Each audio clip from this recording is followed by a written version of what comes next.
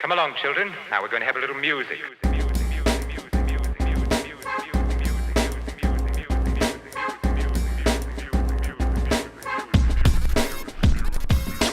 This ain't funny, so don't you dare laugh. With the 4/5 divide you in half. What's good, guys? Welcome to First Cut Live. We are always on time, right? Look at the time. We're starting live at the right time. Introducing my starting lineup. Right away, I'm in NBA playoff mode, so I got my three-point shooter, Mr. Steph Curry in the corner. You got to listen to his decree. It's Mr. RB3. Hey, what is up, bro? What's up, man? Hey, speaking of NBA, had a great stream last night with Cody Hall and the Wenger Show. Yeah, I saw you did that, man. Yeah, I played 2K NBA. It was a close game. It actually got close. Cody was surprisingly good, so you gotta go watch that. Check that out for sure. And obviously in the center court, standing at 7 foot 3 inches tall, turnaround jumper. It's Mr. Sabrina. Mrs. Sabrina, I'm sorry. What's up, girl? You're muted. Think you might be. Oh no, it's all good. That works. Love the intro. I'm doing great. How are you guys? Anything fun happened this week? No? All right, move on. Yeah, actually, I'll get all into it, but I'm gonna get into you guys first. And by get into you guys, I mean into your stories of your weekends. Quarantine. Is that still a thing? Are you guys following quarantine? Oh yeah. Cause I am. But talk to me, guys. How's the weekend, Sabrina? Nothing exciting happened. Totally. The internet still loves me. That's exactly how everything's still working out. Gears are shifting. But yeah, we're chilling. We're having fun here. It's still a good time. I'm definitely still following quarantine. I was able to quit my part-time job today. Really? Woo! Yeah. Yes. Oh, this is breaking news. Yeah, this just happened a few hours ago. Had my last day. On my last day, I was like, you know what? I'm done. And that was it. Yes. It was like La La Land when she just leaves. I'm like, that's me. Sometimes you gotta A Star do is it, Born. man. Yeah. Yeah. Wow. And obviously you just Style. had your match as well. I think you did amazing. You did amazing. Incredible. You did absolutely amazing. One of the best comebacks. Yes. I've seen in a minute. That round 2 was killer. You were shooting them threes from the corner, even though you were center. Yeah. You're playing the unicorn role like Kristaps. But either way, I think you did amazing, honestly, and congratulations either way. Absolutely. Awesome job, Sabrina. Thank you. Yes. Definitely got it. Just to talk on it a little bit. Obviously, nerves in the first round. I'm not gonna lie, that was bad. I'm proud of myself for avoiding a TKO. I was able to pull myself out of the rut that I dug in the beginning. I was very, very nervous. I wasn't mentally prepared for how tough it was gonna be. Just being in the scenario, not even the questions, but just the scenario of it, which I know both of you can understand. Andres, you because you've played a lot this past year, and it is tough to get into that mental state and really put yourself in the moment. So that was my thing. No excuses for the first round. That's just on me. That's nerves. But I'm proud of myself for kind of, pulling myself out at the end, not avoiding that TKO. Yeah. Spoilers for anybody. Sorry. You did great. Kind of spoilers, It's but okay. yeah. It's okay. It's okay. You can spoil. It's over 24 hours. It's over 24 hours, and who cares? But listen, And who cares, to be honest, because I don't think my tweet spoiled anything, by the way. No. We're fine. What you got to understand is the way you maneuvered through that Judd Apatow category was absolutely marvelous. That 5-pointer was super, super, super tough. I think that's extremely tough. I don't think a lot of the best would have got that one. And I think you have to really have a lot of deep cut knowledge for a question like that. And they mispronounced the name. So I think you did the best that you could, especially look, as somebody who's played and lost a lot, you played a lot better and you held up a lot better than I ever could. I'm the person who goes out shooting hard in the first round and just completely flopping at the end. But it's much more impressive to come back at the end because that's where it really matters. So I think you're going to do great. I think, where you have a lot of bright spots in the areas that are really good for the game, and your weak spot, which was the first round, you can easily fix that. You can literally train that away. You know what I mean? So I talked about this. I wrote down the right answers and I would literally cross them off and just write a random answer. I just started freaking out. And that 5-pointer too, the 5-pointer, I knew it. I just had a conversation with somebody, but when I heard Oscars as the category, my mind went in so many different directions prepping for what the question could be that it just psyched me out before I even got a chance. So it really is just, I know for the future, like getting out of my own head and things like that. And I'm looking forward to everything. It's a lot of fun. People on the internet saying I'm not bright. Calm down. Hey, if you talking now, I hate that the light's not working for this. Oh, Ace Doorman first, and I'm gonna go in. Okay, me? Yeah, you go first. I was going to say what happened here. Yeah, I mean, honestly, it's one of those things where I really do feel like people really don't know how it is unless they're in the game. And I'm starting to feel like, crap, I don't want to go off, but I'm starting to feel like the fans are starting to misinterpret their role in this whole thing. I don't know if that makes sense, but I'm an NBA fan. I'm not going to dunk on Damian Lillard. Know what I'm saying? Like, y'all know your role. You know what I'm saying? Like, I'm a fan. Just be a fan. Don't be a dick. Don't be one of those guys who, like, all of a sudden thinks they're smarter than the players, better than the players, better than everyone there. Like, I feel like every single fandom in sports knows their role. Even NFL fans, like any fan, they know, like, hey, I'm in a position where I'm going to respect these players, at least for the most part. Show some respect, man. Honestly, like, you can't get in the ring even if you try. Like, you just can't. So I don't know. That's my spiel. Go ahead, RB3. Listen, unfortunately, my life's not working, so this might not be as like beautiful as it should be. But it would have been beautiful. It would have been beautiful. Listen, people, if you're coming after Sabrina for a match that was overwhelmingly impressive, that was one of I think a real show of display of potential for the movie Trivia Schmodown for one match, and you're discrediting her whole catalog, you suck. You're a loser. You're nobody. And listen, stay in the YouTube comments where you deserve to live, because that's where the trolls stay, and that's where people who have bad breath stay too. So that just is totally the perfect place for you. So keep on living in the swamp. Stay underneath the rock that you belong. And I'm using all clean language here because that's the right thing to do. And also for YouTube monetization purposes. But guys, who's ever out there talking nonsense, guess what? You're not up there on the stage. You never been in the lights. You never seen any kind of experience like that. In fact, I bet if you had that same opportunity, you'd have done way, way, way worse. And trust me, I've seen a lot of fan league stuff. I've seen people who've actually gone to like the movie trivia live shows and done like the fan trivia like up there on stage. A lot of y'all are kind of garbage. So I mean, listen, I all props to Sabrina for a debut match. I think that was really, really great. I think you really showed out and it was really impressive. And I'm super, super proud of what you did out there. So thank you guys. Thank both of you for the support. I ain't going anywhere. Wolf of Wall Street. I ain't effing leaving. Yes. Like, that's it. It's already guaranteed. I'm continuing on. So you want to be mad, be mad. You want to call me a slut, call me a slut. Sorry to bring the mood down, but I've gotten so much of that over the past like 2 days for absolutely no reason. Because of a round one, me doing very poorly, that has no correlation. So just calm down. It's back to love, though. I know everybody in the chat's great. Everybody sitting here is great. Everybody watching this is great. So it's all love to all of you guys. Thank you for the support. I am so open to criticism, like healthy criticism. It's just when it crosses a certain boundary, that's when it's, guess what, not okay. So maybe just don't do that. But yeah, that's basically it. Yeah, I mean, honestly, I could keep going on forever, and we shouldn't, because I think there are a lot of good Schmodown fans out there for real. There are. We know a lot of them, but at the same time, I just feel like we have to acknowledge the fact that there is a lot of rotten Schmodown fans. I've been very vocal about them as well on different cases, but I think they just kind of suck, and they shouldn't even be allowed to comment. Yeah, I totally know what you mean, just because, again, I still get bad comments, and I won the tournament. Trust me. I was talking to Winston about it the other day. I was like, bro, I get people all the time who like, it's like people are like, this guy sucks. Doesn't know anything about Star Wars, even though I won the whole tournament.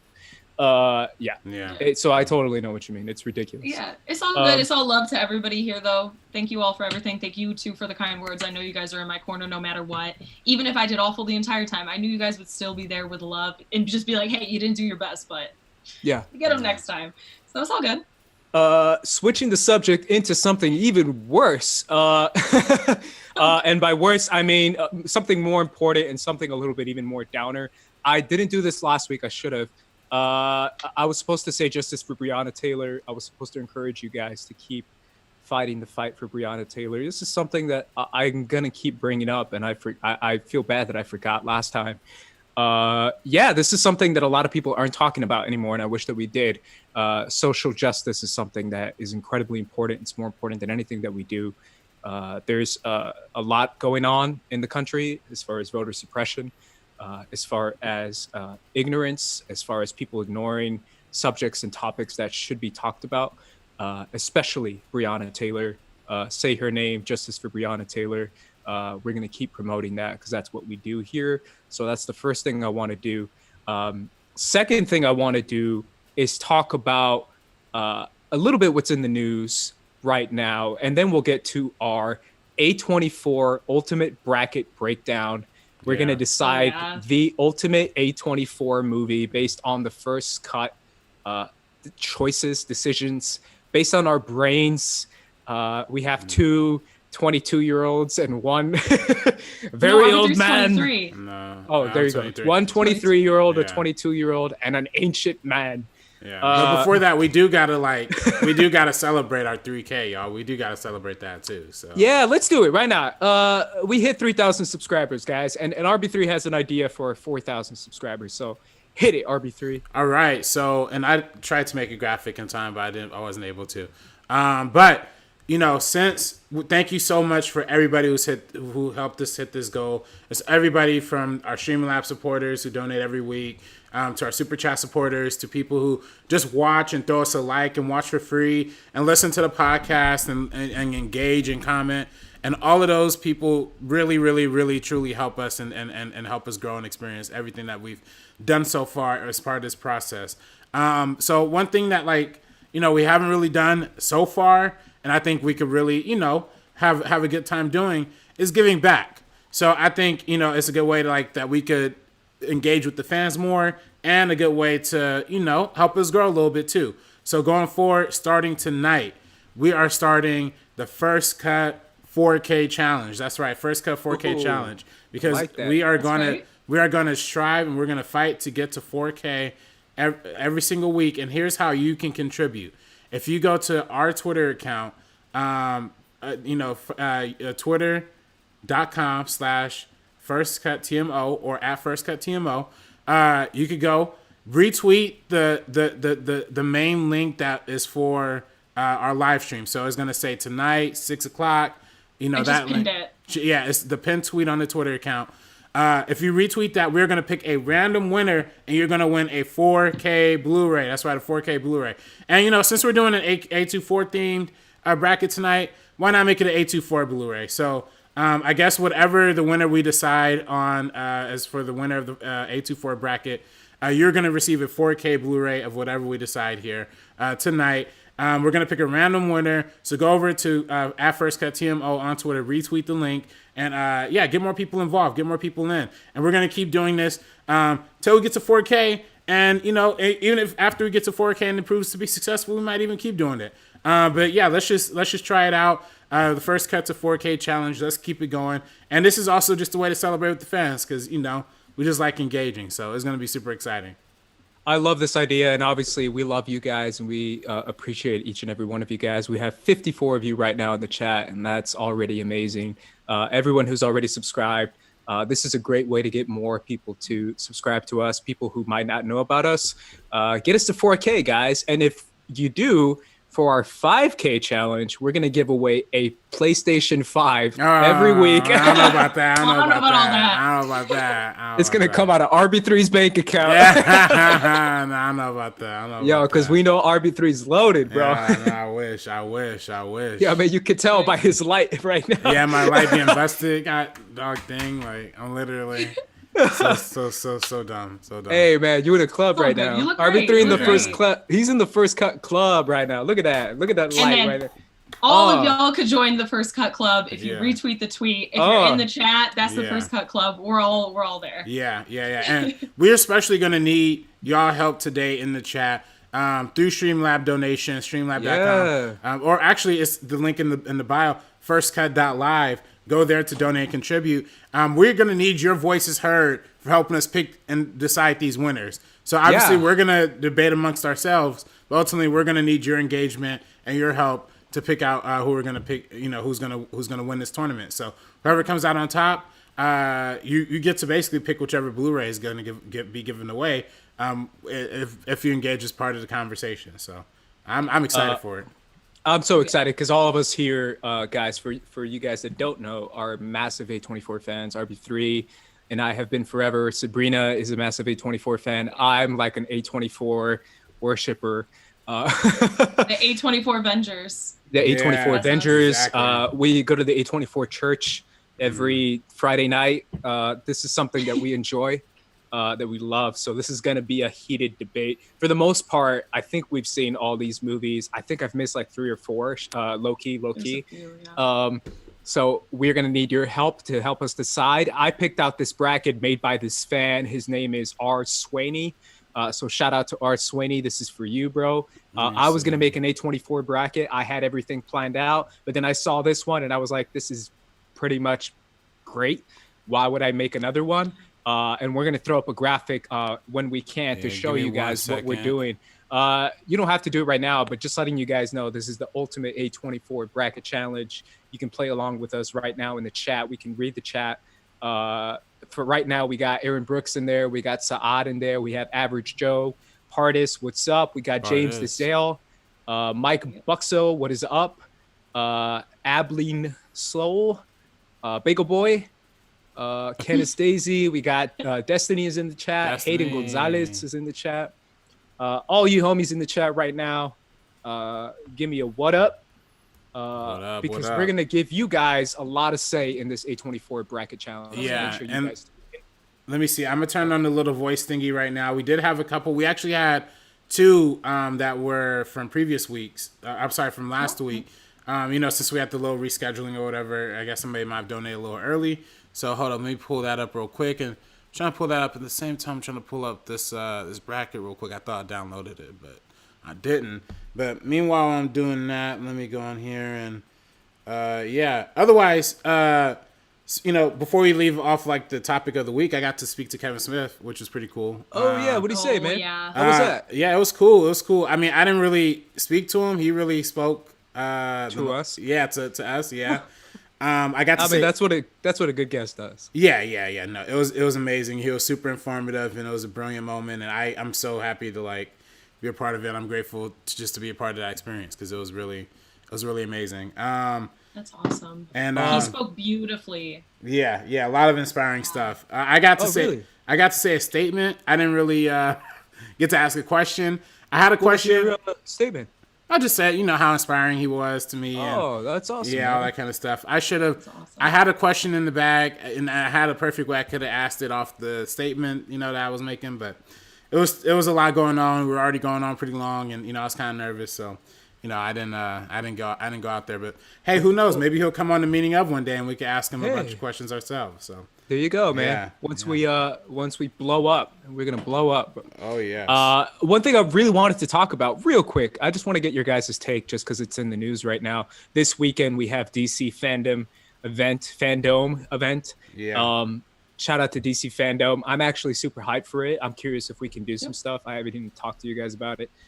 Because that we were late and we wanted to go on, even though it's kind of my fault for being late. My bad. I'll take the L for that.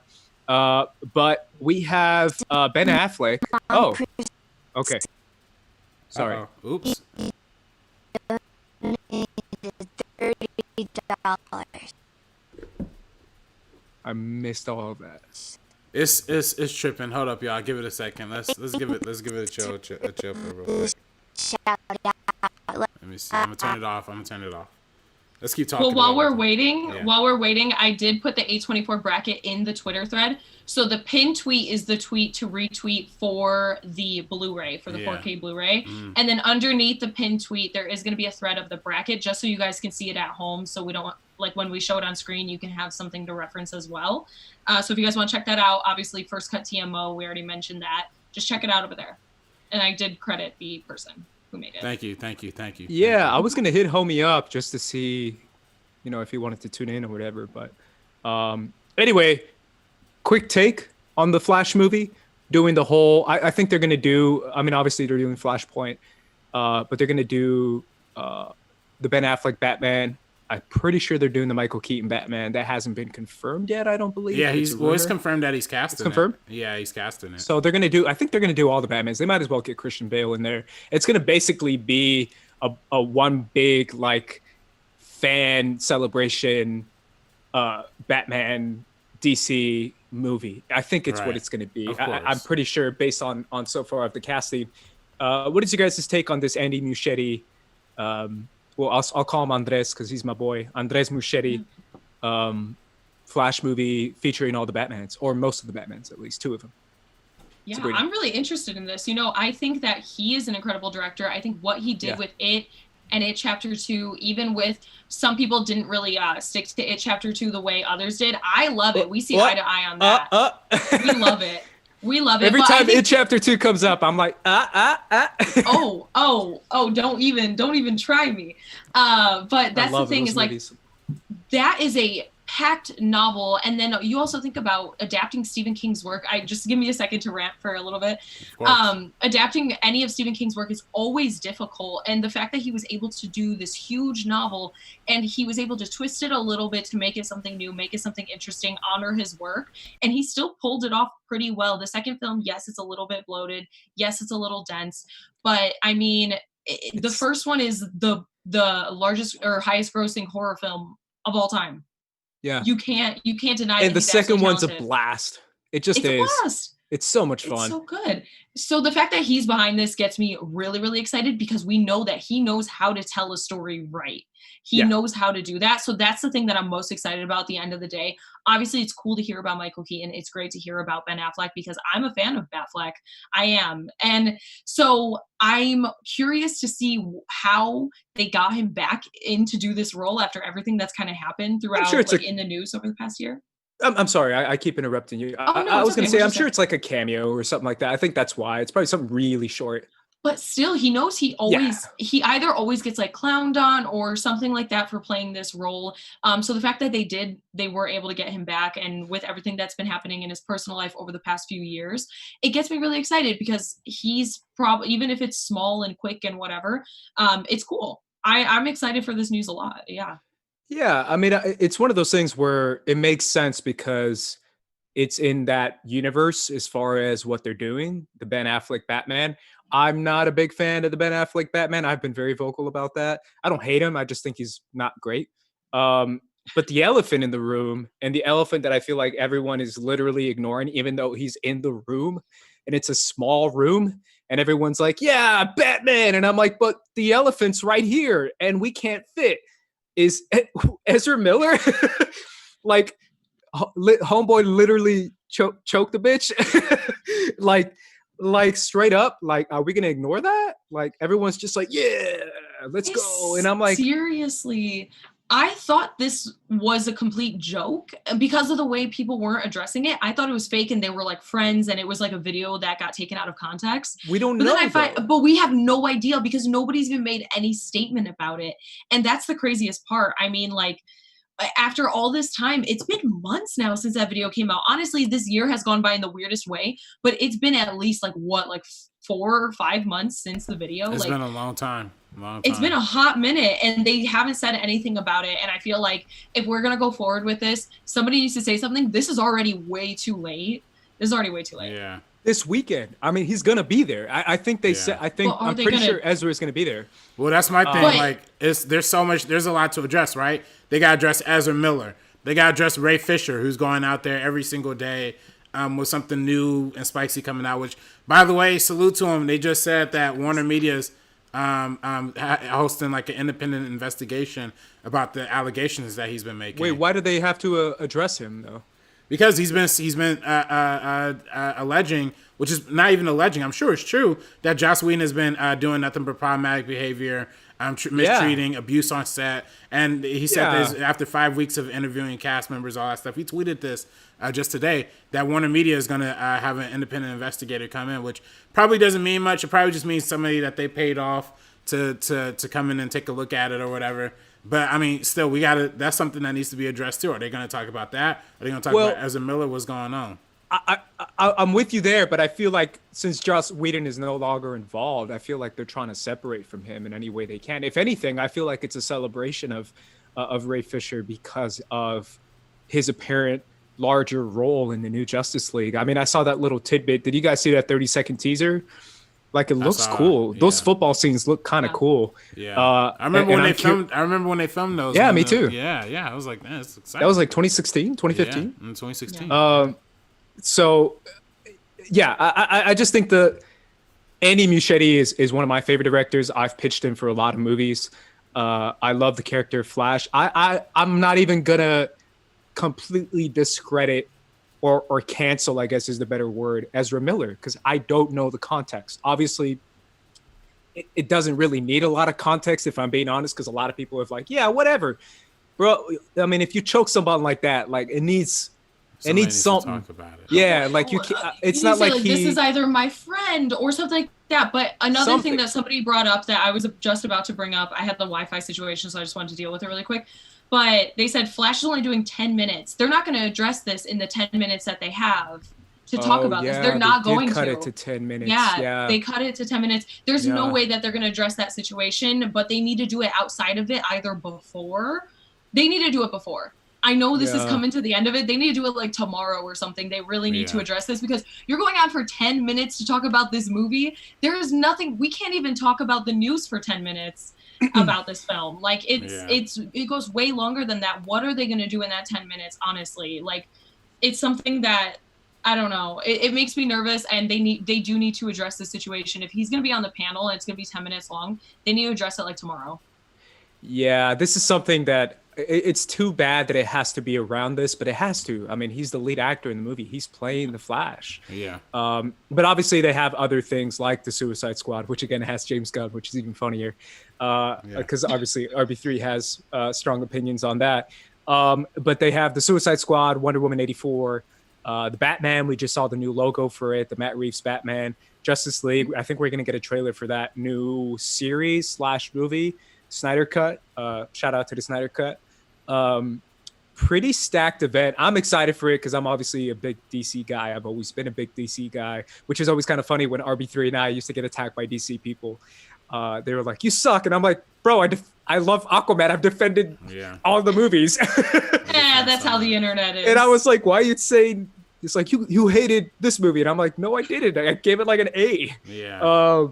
It's weird, but DC is one of my favorite properties, so I'm super curious. I just think a lot of people are ignoring it, and I think that's what DC wants, is for us to ignore it, to pull a Jedi mind trick and just be like, nothing happened here, and we could be like, nothing happened here. Right. I feel like that's what they do with everyone, though. They with a lot of the people that are attached, whenever there's some type of even if it's a small controversy or if it's like a bigger one, they kind of just try to sweep it under the rug. They don't address anything, and like I just don't think they understand how the longevity of that. Nobody is going to be really behind Ezra Miller right now, 100%. If this isn't addressed in some way, nobody's going to forget about this. This is a big deal. So for them to just not do anything is honestly the weirdest route because we're not going to forget. So we also have some other people in the chat. We have I believe we have Mr. Paul Oyama in the chat. Oh, Mr. Paul, future singles champion. Donated $30.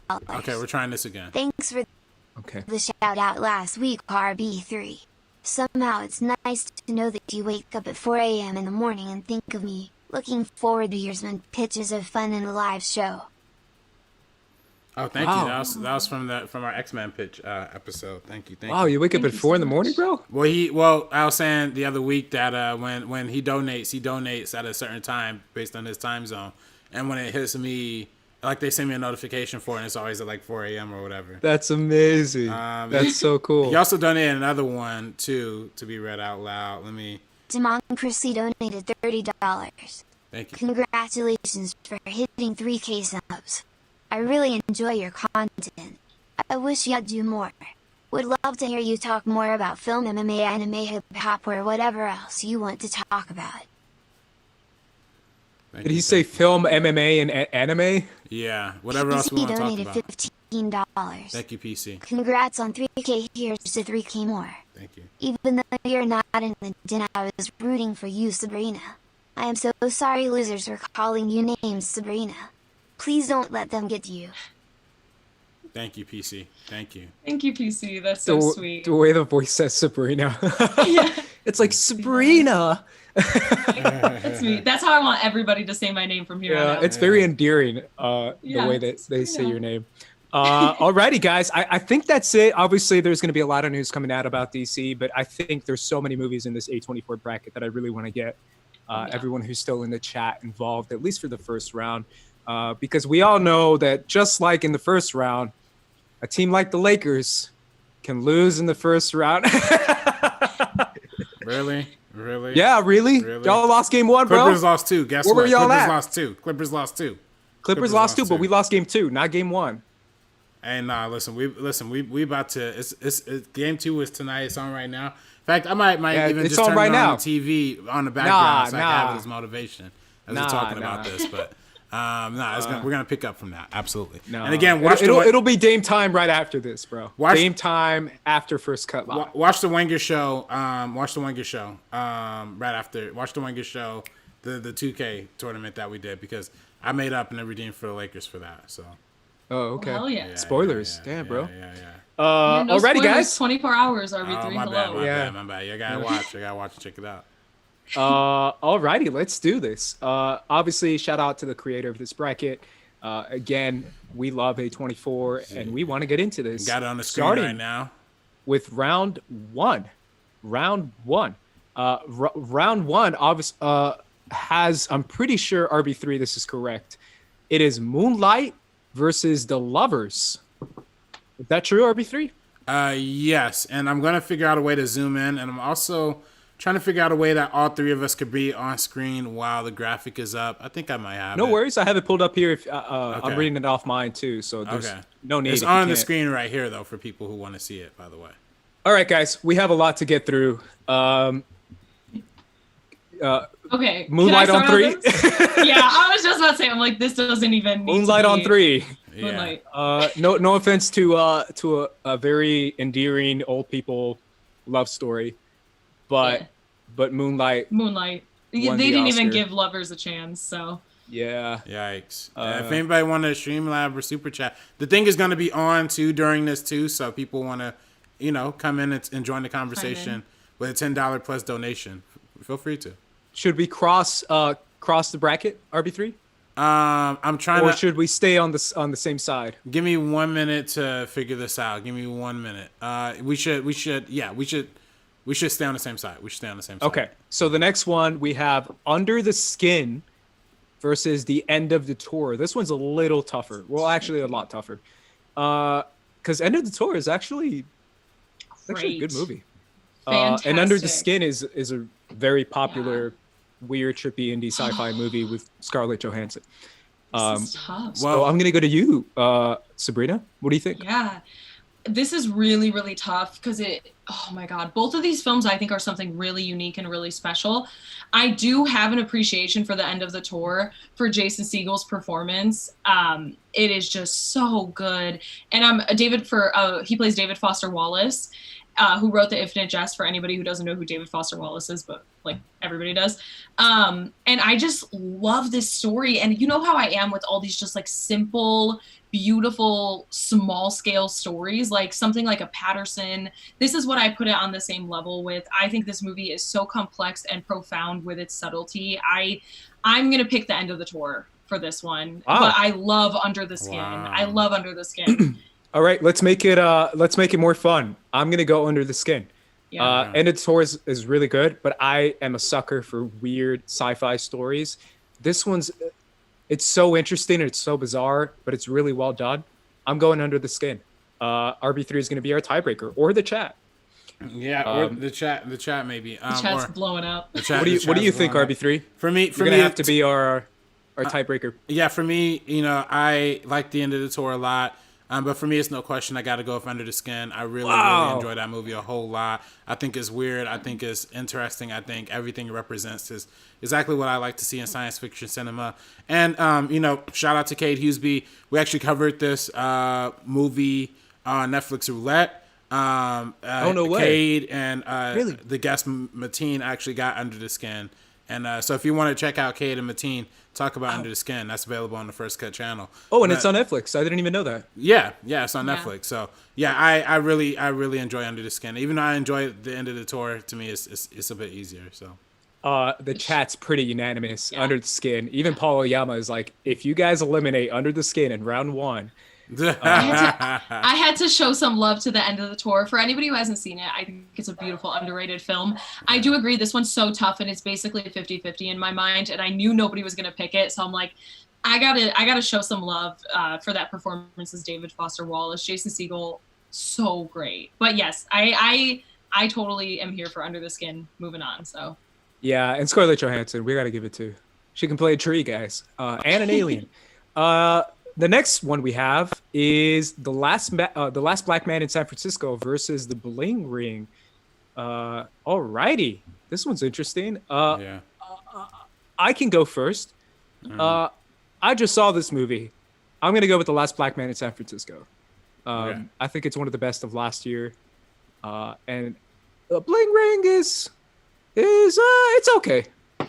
If I'm being real. Shout out to my girl Emma Watson though. Yeah. No, that's the thing with this one. I feel like this is kind of another no-brainer. I like the Bling Ring just fine, I guess. But Last Black Man in San Francisco is something that's just far superior as a film and as a story. There's no way. This is like such a powerfully told like story. I just think there's no question about it. It's Last Black Man in San Francisco. RB3, we're going to be unanimous. Yeah, we're going to be unanimous on this one. I'd also go Last Black Man in San Francisco. I like the Bling Ring, and it's actually one of the early A24 ones that I got really into. But, there's no even competition when you talk about the what's better here. And, salute to Sofia Coppola. We had the Sofia Coppola episode of the meeting out. Yeah, we did. And I enjoy the Bling Ring, but there's something more important and more raw and more emotional about Last Black Man in San Francisco. So that's what I'm going with. Our next matchup is a matchup for the dream, and that is A Ghost Story versus A Most Violent Year. Two movies that start with this is going to be a quick one for me. That is A Ghost Story. Samir donated $25. Oh, congratulations on 3,000, you guys.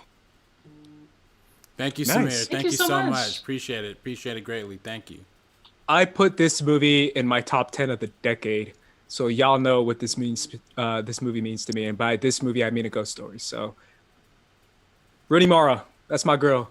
And this movie's incredible. I'll talk about it more once we get to the final rounds because this movie's going far for me. Know what I'm saying? Sabrina, you're with me. I 100% agree with you. Oh my God. I've mentioned this so many times on streams going forward because when we did our best of the decade, we only had a few weeks to really brush up on everything to prepare for that episode. And that's the one I left off that I would have loved to have literally as possibly number 1, 2, or 3. And it's my biggest regret. I still talk about it every so often to this day when I talk about A24 films. A Ghost Story, I completely just when we were going through everything, I completely forgot about it. This one is going to go far as hell for me too, in my opinion. I love this movie. I've probably watched it 4 times during quarantine. It impacted me so much when I watched it back when it came out. This is a beautiful, beautiful film. And for someone who loves dialogue as much as I do, the fact that there is very, very little dialogue in this film, and it is as powerful as it is, this is something spectacular. I'm going with A Ghost Story all the way. Yeah, it's basically a silent film. But remember when we talked about this one in Universal? That was you and I brought this one up, and I was like, "Hey, have you seen A Ghost Story?" It's the movie that I always talk about, that I brought up to you. I remember that. Yeah, and that's the thing. This one is just something because it is so like it's a small film because it's so little dialogue. It's just something that if you're not constantly thinking about it, it is like easy to forget, unfortunately. Not in terms of like I'm trying to say this correctly. It's not easy to forget, but it just, when you think about the best and I say something like The Social Network and Her, that always climbs up to the top. And this one's kind of left in the shadows, totally an underrated one, but deserves to be up on that pedestal with those films. And yeah, this one is something else.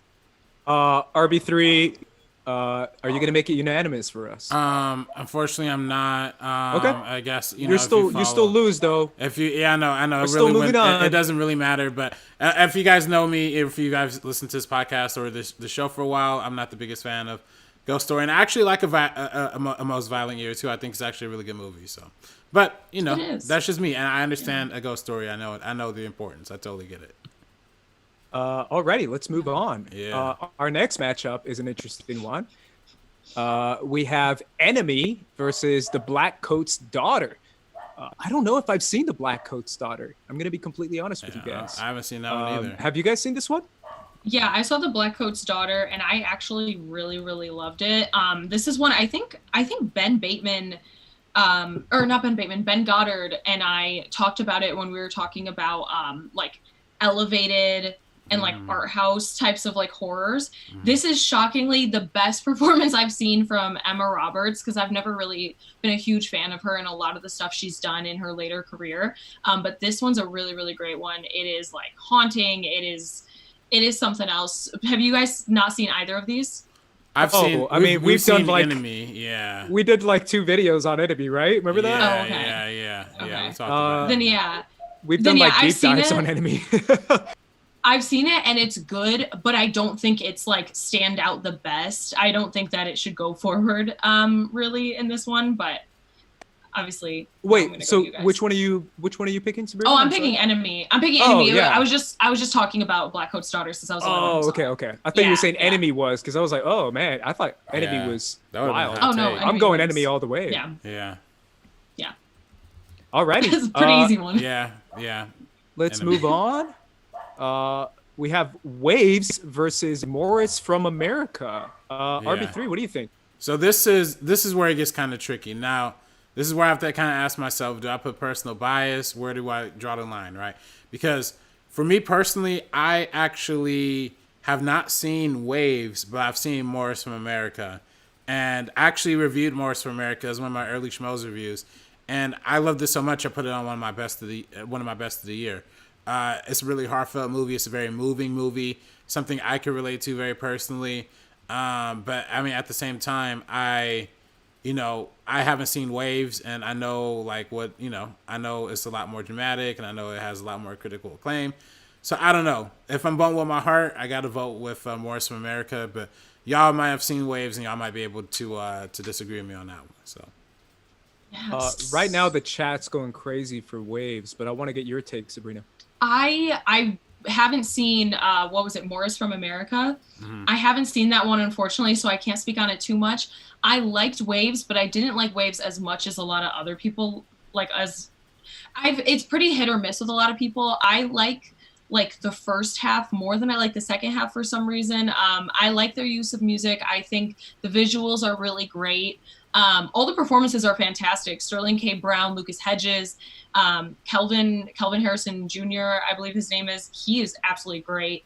So I'm just going to have to go with Waves because that's the only one I've seen out of the two. And I do really like it. I don't know how far it's going to go in the further in the next round, but I did like this film.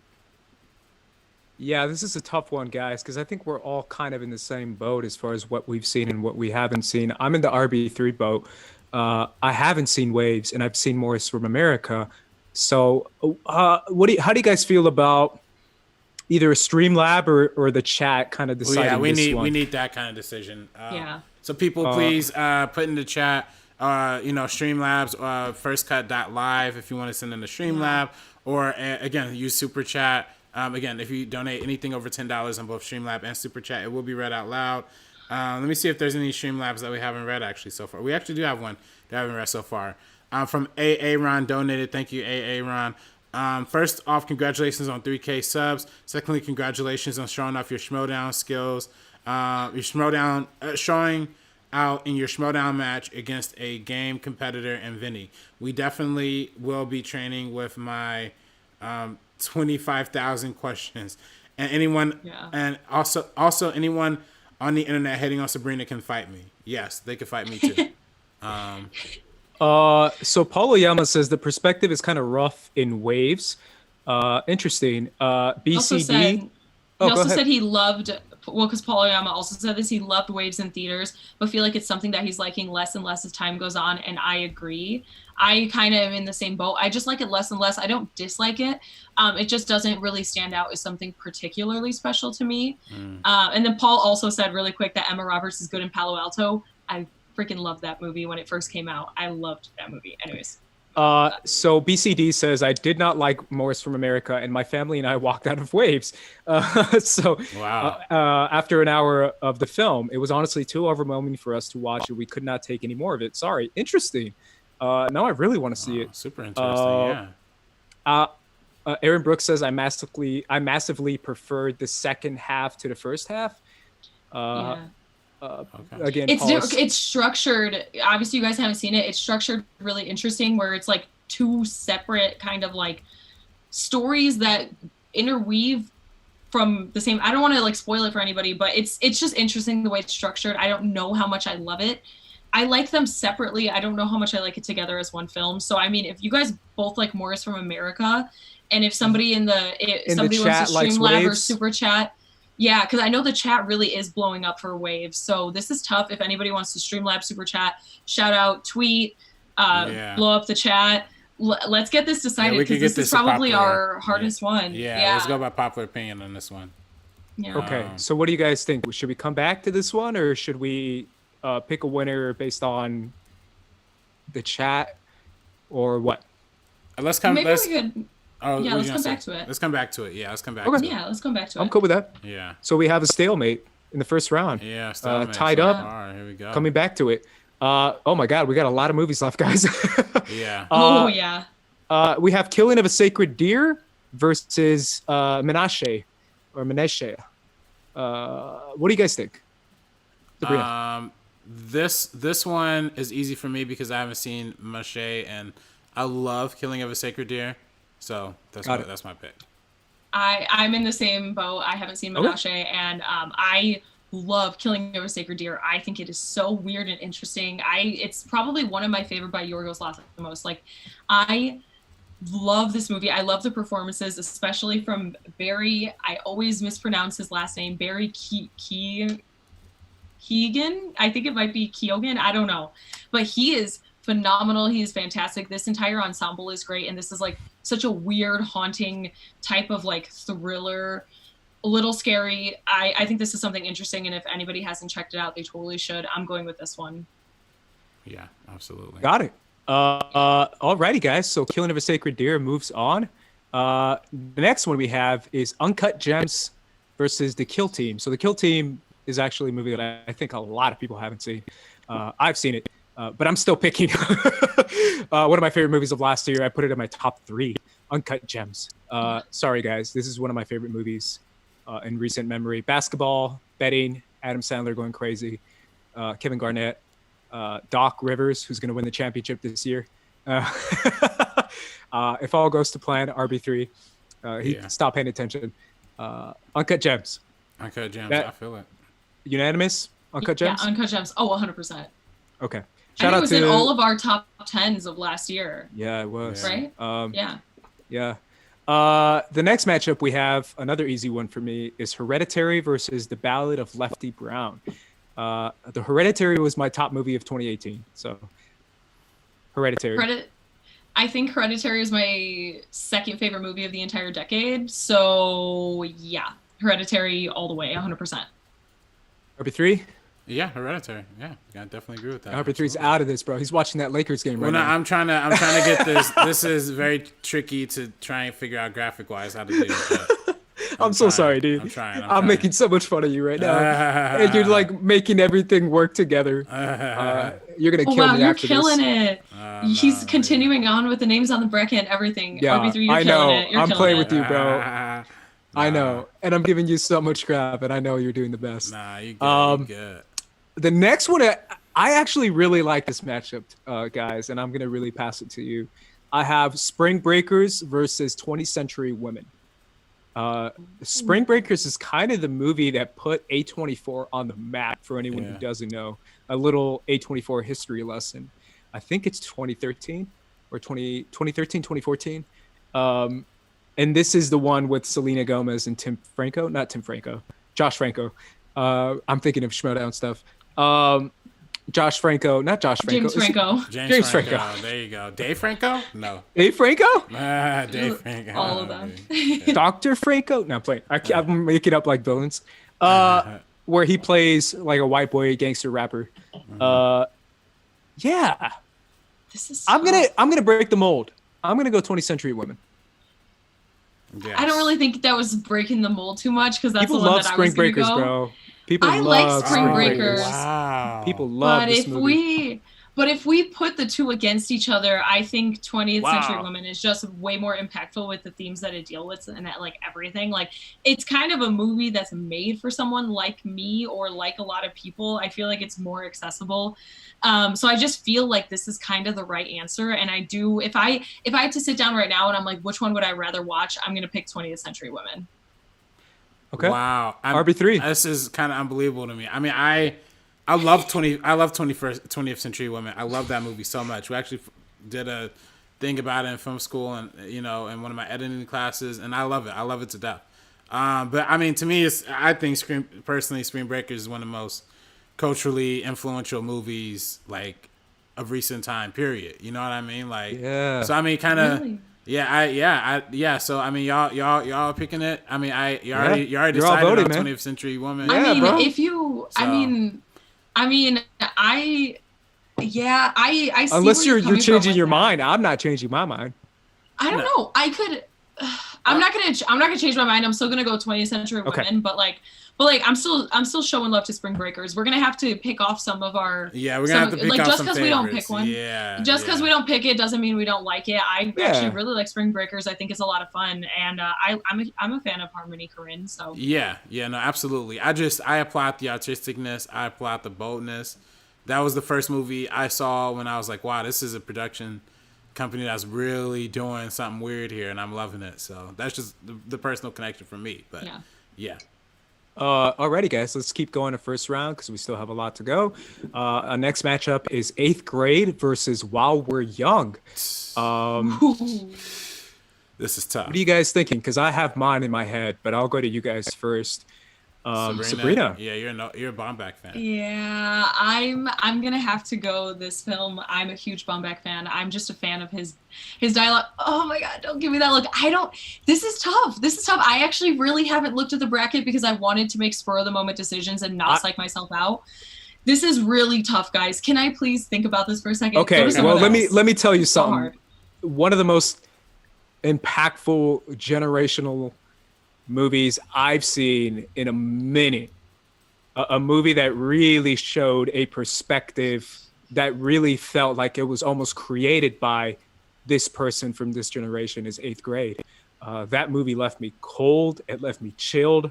It left me depressed. It left me like in deep thought about the future of future generations about girls struggling with everything in life, about Gen Z. The movie blew me away. It's one of the best movies I've seen in the last decade, if I'm being honest. It's 8th Grade by a mile.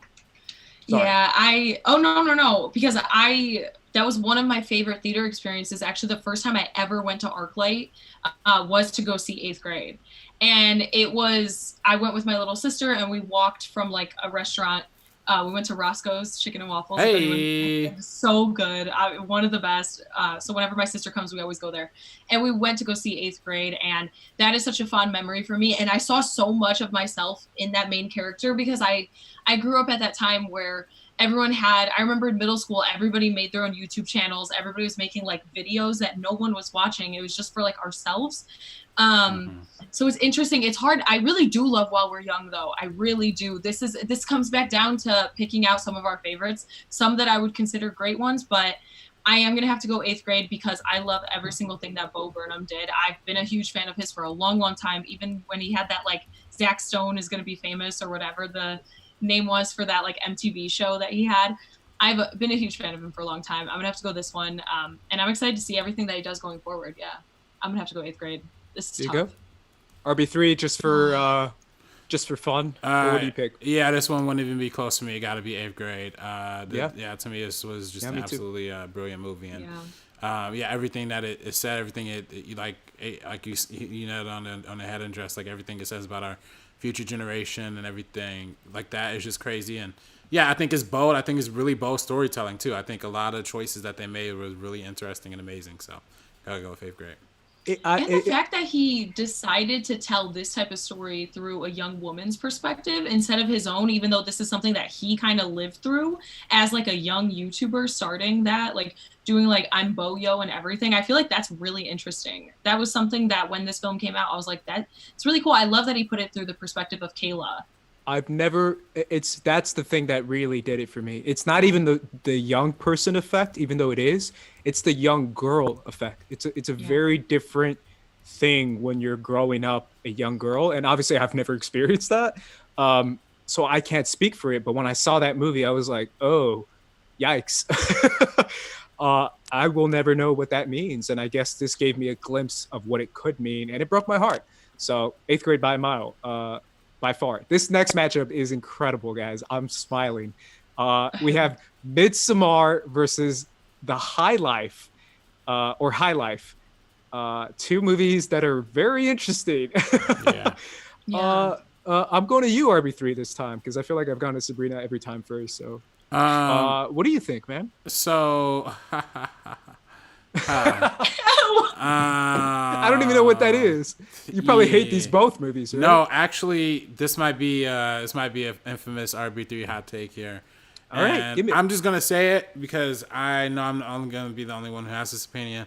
But I like Midsommar. I'm not like the hugest fan of it. It's not like exactly my cup of tea. I think there's a lot of brilliant moments in it. I think there's a lot of things that they do it like throughout especially the opening intro of the movie when like, you know, I don't know, I don't want to spoil it, but there's like a certain death/suicide that happens that I thought was a really brilliant moment. I thought a lot of the relationship drama and the human drama that was presented in the movie was absolutely brilliant. It settled me in some ways, and other ways it didn't have like the lasting impression on me as much as Hereditary did. So, and I actually really enjoy High Life, and I really enjoy Robert Pattinson as an actor. So, and again, this is just because I know both of you are going to take Midsommar, so I'm just Well, not necessarily, because I'm a big Pattinson fan, and I like this director. I forget her name, who did High Life. Denny? Yes. And I really feel like Hereditary is a far superior film. I said last year, and I said it at the top of the hills and at the top of the mountains. I climbed the mountains and the hills of Hollywood and screamed at the top of my lungs, Florence Pugh for Oscar, Midsommar. And I stand by every second of that. I stand by all the sweat and tears that I bled for that. And that doesn't necessarily mean that I feel like Midsommar is the best of movies. It's beautifully shot. It's incredibly directed. Is it the best movie ever? No. So with that said, I'm going to give it to you, Sabrina. All right. I'm not giving my pick, but I'm just saying. All right.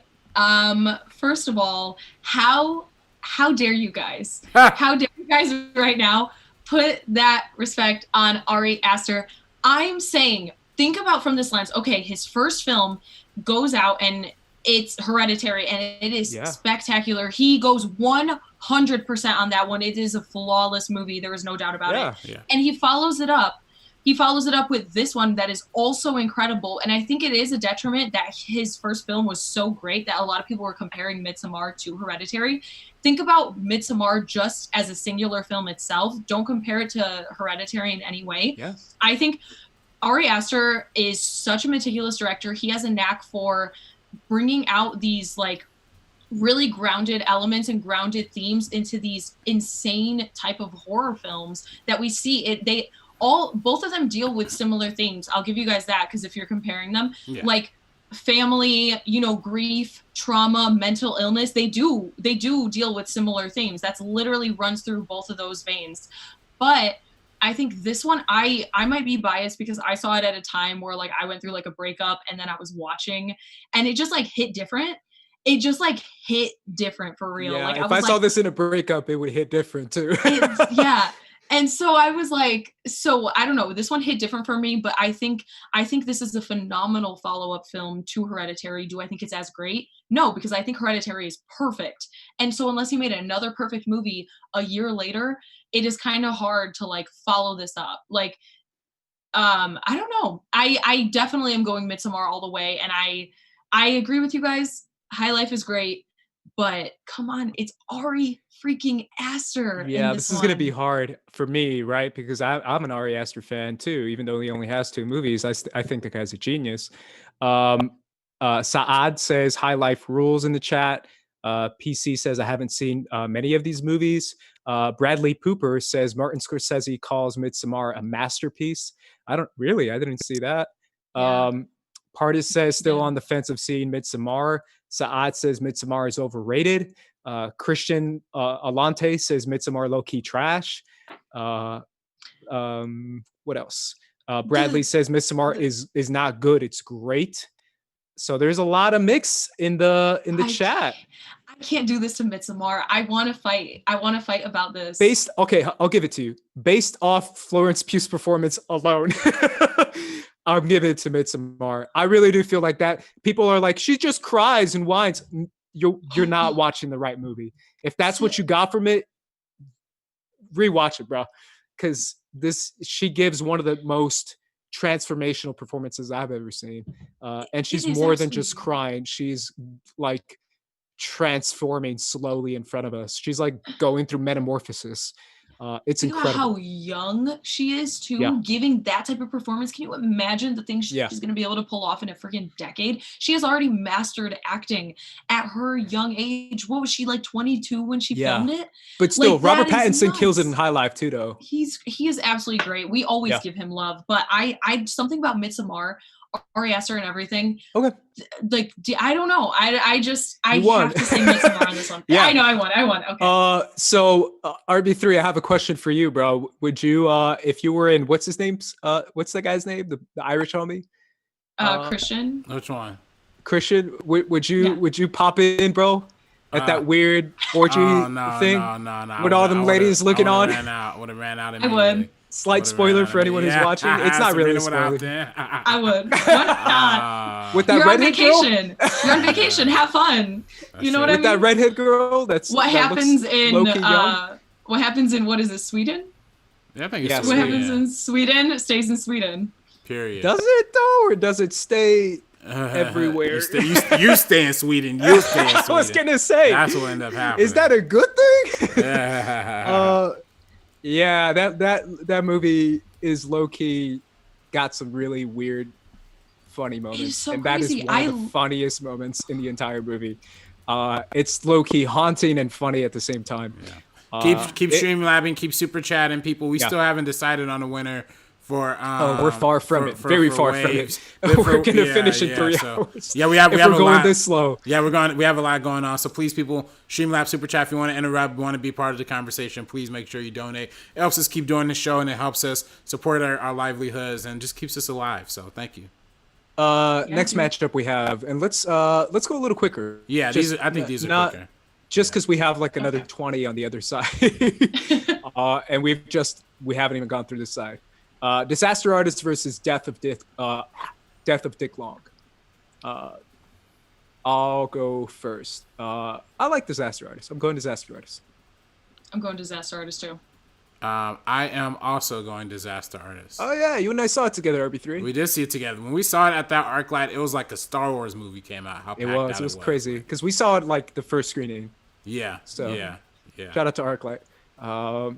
Mid-90s versus Ginger Rosa. Mid-90s versus Ginger Rosa. What do you guys think? I haven't seen Ginger Rosa, so I'm going with mid-90s personally. I'm going mid-90s too. I don't like mid-90s as much as everybody else does. But but I have seen Ginger and Rosa, but it was so long ago because this came out in 2012, but Elle Fanning's in it and she is really, really great. So I'm just going to go with that one. I know it's not going to get as much love because it's totally underseen. But I didn't like mid-90s as much as everybody else did. So Yeah, that's fair. Next one we have is Room versus Obvious Child. Brie Larson's my girl, and this is the one that did it for her. I'm going Room. This is tough. I love Jenny. You said Obvious Child for this one? Yeah, I went Room, but yes, so Room hard. versus Obvious Child. Yeah, that's so hard. I love Jenny Slate. I'm just going to say Room. Okay. RB3? Yeah. Room as well. Next one is kind of an easy one for me. That is the Florida Project versus Revenge and Green Dragons. I'm going Florida Project. Yeah, it gotta be Florida Project. That to me, that was one of my favorite movies last year. One of my favorite movies of recent times. Okay, guys. So real quick, before we move on to the other side, I'm gonna write down the ones we picked. Yeah, let me see. I'm gonna try from this side. We picked Moonlight, Under the Skin. Mm-hmm. So Moonlight versus Under the Skin. And cool. Let's move on to the other side. I'll do this as we go along. All right, cool. So the next side. Ooh, I like. $50. Oh, okay. Hey, thank you, Ferris. Thank you so much. Appreciate it. Thank you. Thanks, man. Appreciate it. Ferris. Our first matchup on the other first round, we have Ex Machina versus Hot Summer Nights. Nice. I like this one. I'm going to you, Sabrina. What do you think? Yeah. Oh, Ex Machina all the way. We had our Alex Garland episode. That's one of my favorite of all time. And I don't like Hot Summer Nights. Oh. Yeah. No. There you go. I did not know that. It's just, RB3. It's Let me see. For this one, I gotta go with Ex Machina. So I'm going Ex Machina as well, guys. Our next matchup, we have Locke versus Lean On Pete. This is interesting. I love Locke. I love Locke. So I'm giving that one the award. I'm giving it to Locke as well. I'm gonna go with that one too. Yeah. Okay. Yeah. That was easy. We're moving. Cool. Next matchup. Ooh, this one's for you, RB3. We have First Reformed versus Mississippi Grind. Yeah, this one. Nice. This one's legitimately tough for me. I love both of these movies. I love Mississippi Grind, one of the most underrated movies I've seen in a long time. And I think it unfortunately, got some bad marketing or whatever. But man, I can't tell you how much First Reform moved me. Just as somebody who thinks a lot about religion, who thinks a lot about the environment, thinks a lot about a lot of themes that are presented in this movie. I think this movie was just really bold in a lot of sense, and it did a lot of. It was just really moving for me, so I gotta go with First Reformed on that one. Hard to agree. Yeah, that movie. We talked about it a lot, RB3, after we saw it because we were like both raving about it. It's amazing. The Spectacular Now versus A Prayer Before Dawn. Ooh, have you guys seen A Prayer Before Dawn? Not. No? Okay. No. I'm the only one who's seen Muay Thai martial arts movie. That also happens to be an A24 movie. R.I.P. A Prayer Before Dawn. Check it out if you guys haven't seen it. Are we all going to Spectacular Now? Yeah. No. Oh, you're going to Prayer Before Dawn? And you haven't even seen it? I don't know. Sounds cooler. Hot take, I guess. I didn't know people liked The Spectacular Now as much as they did. I absolutely hate that movie. Oh, wow. Talk about how much I hate this movie. I think all the characters are awful. I've seen it probably like 2 or 3 times because I've had to be like, why do people like this? And every single time I hate them all. So I don't want it to continue, but I haven't seen the other one, so I can't just vote for it just because I don't like The Spectacular Now. So I'm okay with The Spectacular Now continuing because it probably won't go as far. Well, I don't know. RB3, what do you think, man? Well, I haven't seen A Prayer Before Dawn, but I have seen The Spectacular Now. What do you think of Spectacular Now? I enjoy the movie. I enjoy it. I liked it. I thought it was an interesting comedy. So I don't have any, no hot takes on that one. So I just liked it. I guess. Yama saying that I'm wilding out. she's so annoying in the movie. She's so annoying. She's literally so like there's nothing to are say. you gonna join me in Muay Thai land? Yes, Of 100%. mixed martial arts. Yes, I don't like this movie. Okay. I've seen it. I know everything about it. I just don't want to. I just did not like it at all. I thought all the characters were really shitty, and I thought she was really annoying. And yeah, and she kept like hanging out with this guy who literally was such a douchebag to her. And it was just I felt more annoyed with her than I felt bad for her. Hey, listen, so, I don't know. I like the Spectacular now, but I don't like it that much. So where if you hate it this much, I don't want to debate it. Wow, And plus, is this our first round upset? This would be our first round upset. this is an upset right here. I'll just go. I'll move with the tide on this one. I'll go with a prayer before down. You telling me it's mixed bro. martial arts and all that? I'm down for something original for sure. There you go, man. We have shout out to my roommate Brett. He loves this movie. Prayer Before Dawn. He's actually okay. So I think he's actually like in this movie. Oh, nice. My roommate practices Muay Thai, and he has gone to Thailand and fought with those guys. So, shout out to my roommate. That's how we met. We met on mixed martial arts fandom. Alrighty, moving on. That's my one shout out to him. I love this one. Swiss Army Man versus Low Tide. This is interesting. What are you thinking, RB3? This one's easy for me. I love Swiss Army Man. Okay. I think it's a really, really fun movie, imaginative movie, really well written, really well just conceptualized. I think is one of the more brilliant, weird movies you're going to see out there. And I think the performances from Paul Dano, Daniel Radcliffe, and I think it's the brilliant mix of humor and sincerity. It's just a unique voice and it represents something that I think is indicative of the 824 brand. So that's going to be my pick. Yeah. Okay. I agree with this I'll one. echo that. Swiss Army Man. Next one we have is Krisha versus Slow West. Yes. I haven't seen either of these. I've Really? seen Slow West. Yeah, I've seen Slow West too.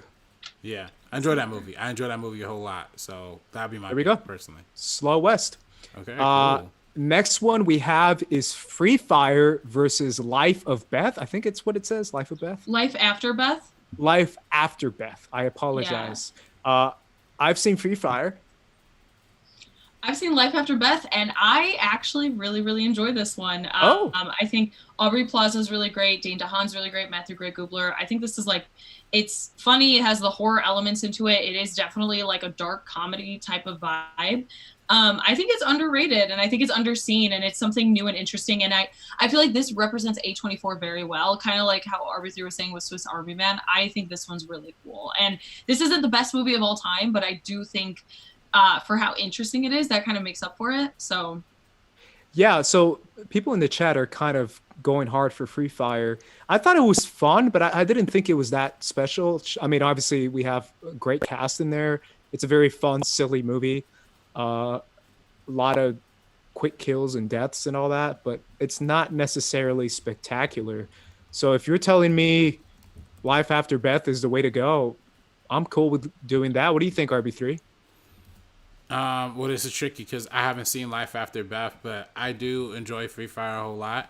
Oh, okay. I like go it. with that one. Yeah. I mean, I just enjoy it. I mean, I can see, I do see it being like people who are hardcore fans of it are like, oh, it's the greatest movie ever. No, it's definitely not that. And it's definitely, you can see like the issues, how it could be like perceived as uneven and weird in a lot of places. So I don't know. I like it, but if Life After Beth is, a much more important movie that, is just something that we got to represent in our A24 countdown, and it's weird and it represents the brand, I'm down to throw that on there too. So I'm here for it. I mean, like an undead Aubrey Plaza. Come on. Yeah. Give it to There me. you go. All right. We have Thanks, another guys. upset Ooh. in the first round. Yeah. Nice. Our next matchup is Good Time versus the Adderall Diaries. Shout out to Adderall. Yeah. Just shout out to it. Yeah. Oh, God. Fun stuff. He gives me a shout out back. He's like, yo, shout out to you back, bro. Yeah. I have severe attention deficit disorder, so I can say that. Good Time is incredible. I'm going Good good Time. Good Time. Good time, 100%. Yeah. Yeah. Okay, this is an easy one for me. I'm trying to keep up with the you graphics just- too, people, and y'all, we're going faster, and I'm trying to keep up, but we there. This one's for you, RB3, because I think you just had him on. This is Lady Bird versus Tusk. Oh yes, for Kevin Smith. Yeah. Kevin Smith. This one's easy for me, just because again, this was almost in my top 10 of the decade. Lady Bird. Yes. Sabrina. Wait, Lady Bird versus what? Sorry, I missed it. Tusk. Oh, Remember this is Tusk? so tough. Yes. Is it? Oh my god. Okay. It's really not. No. Lady Bird wins, but damn, I love Tusk to see it. I think it's so weird and interesting. But yeah, I'm gonna have there. It's not a question, Lady Bird, but it's one of those that I am attached to the other film, so it's just tough to say it. It's like a While We're Young situation. Of course, Lady Bird. Okay. Lady Bird Yeah. moves on. Yeah, it's one of my favorites. Ooh, this is another great matchup. Sabrina, this is for you. Yeah. It Comes at Night versus Under the Silver Lake. I think we've hit your number one right now. Oh no, but R.I.P. definitely- It Comes at Night. Yeah, as much as I do like It Comes at Night, I think that one's really interesting. Damn, Under the Silver Lake. I mean, if you've talked to me for like 5 minutes, if you talk to me at a bar and I'm just drunkenly yelling at you about how much I love this movie, I have seen this. I saw it like right when it came out because it was buried for so long. Please watch this movie. It is so weird. It's ambitious. It's interesting. It's something new and fresh, that neo-noir. I recommended it to RB3 right when it came out. Him and I were friends. I wasn't on the channel yet. I enjoyed it. Yeah, and it's weird, and I know it's hit or miss for people. I'm not saying this is a perfect movie, but I freaking love it. And Andrew Garfield forever, most underrated actor working today, dead ass. Yeah, I do feel like Andrew Garfield is incredible as well. Yeah, I'm going Under the Silver Lake. Hell yeah. Are we moving on? Have you seen it? Me? Of course not. I refuse to watch this movie, Sabrina. This has been months of me begging you to watch this movie. One day, guys. One day, Andres will watch this movie. One day. This One is day. my ghost story to everyone else. This Under the Silver Lake is to you. Well, that's the- a little pushing it. I just love it. Okay. The Vavitch versus Gloria Bell. I'm gonna have to go The Witch.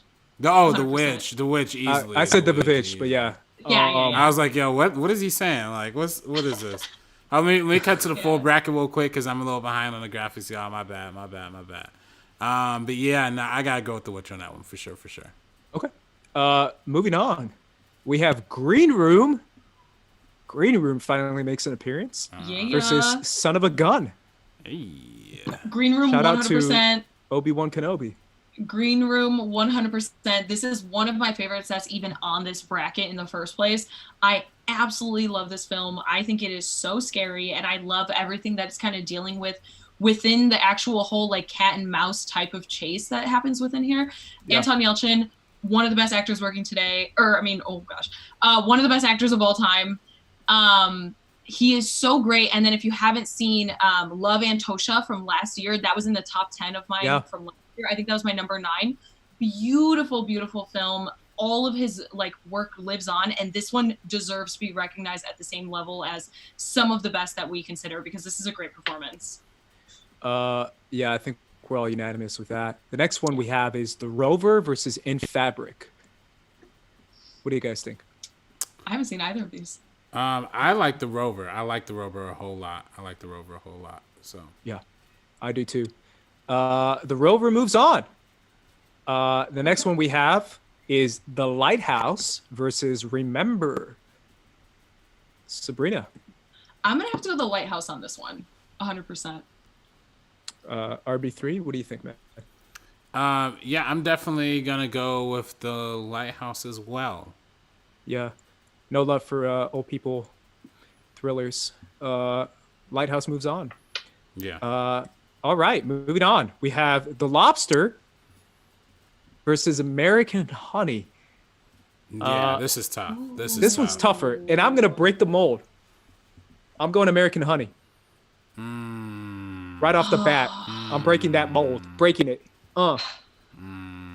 That's me. Yeah. So here's what makes this one tough, right? Because I love the first half of The Lobster so much. Like I think the premise, the setup, everything that the movie builds to is absolutely amazing.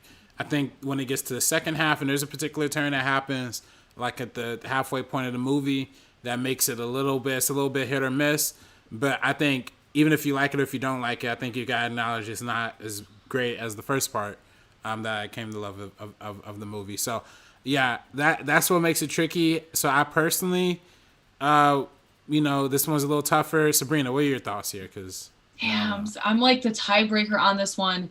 This is really tough. I actually adore both of these a lot. I don't love necessarily either of them, but I think I might go American Honey on this one. I really love the performance from Sasha Lane.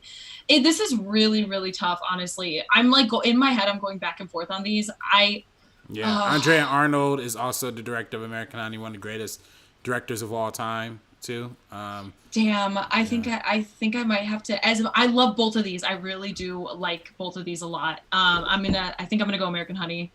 Yeah. Okay. Joined me. I'm not mad at the that. last one we have for the first round, guys, and then we get to the second round, and then third round, and then fourth round. I know. Guys, at this point, I'm sorry. I'm not doing the text anymore. I'm not doing any graphics. You're just gonna see the thing, and it's gonna be here, and you're just gonna have to live with it. I'm sorry. We have. No, it's all good. It's all good. Yeah. Yeah, man, you're fine. Yeah. It's too. I'm racing. I'm typing. I'm not even enjoying it. I'm already in the dark. So. We have The Farewell versus Laggies. This is easy for me. The Farewell. Yeah. I'll say The Farewell. The Farewell. 100%. Round two. We have made it to round two, guys. Are you guys ready for round two? Yes. All right, let's do it, guys. We got to get through a lot. Let's go. And they're all tough. Ooh. Moonlight versus Under the Skin. Moonlight. Yeah, how can you not go with Moonlight on that one? I love Under the Skin, but it's Moonlight for sure. Wow, okay. I could have been swayed either way. I really like Under the Skin. You're not the biggest fan of Moonlight either. I'm not. No, I like it, and I think it's really good, but I don't think it's the best A24 movie. Yeah. Let's move on. We have Last Black Man in San Francisco versus A Ghost Story. This one's easy for me. A Ghost Story.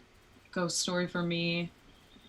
Yeah. Nah, this is not easy for me. Actually, it might be a little easier for me. Easy in the sense of like how much I love A Ghost Story, not of course, in the sense of of how course. much I dislike. No, absolutely. I think I'm personally gonna go with Last Black Man in San Francisco in this one. That's just my pick. Yeah. All right, A Ghost Story moves on. Okay, here we go.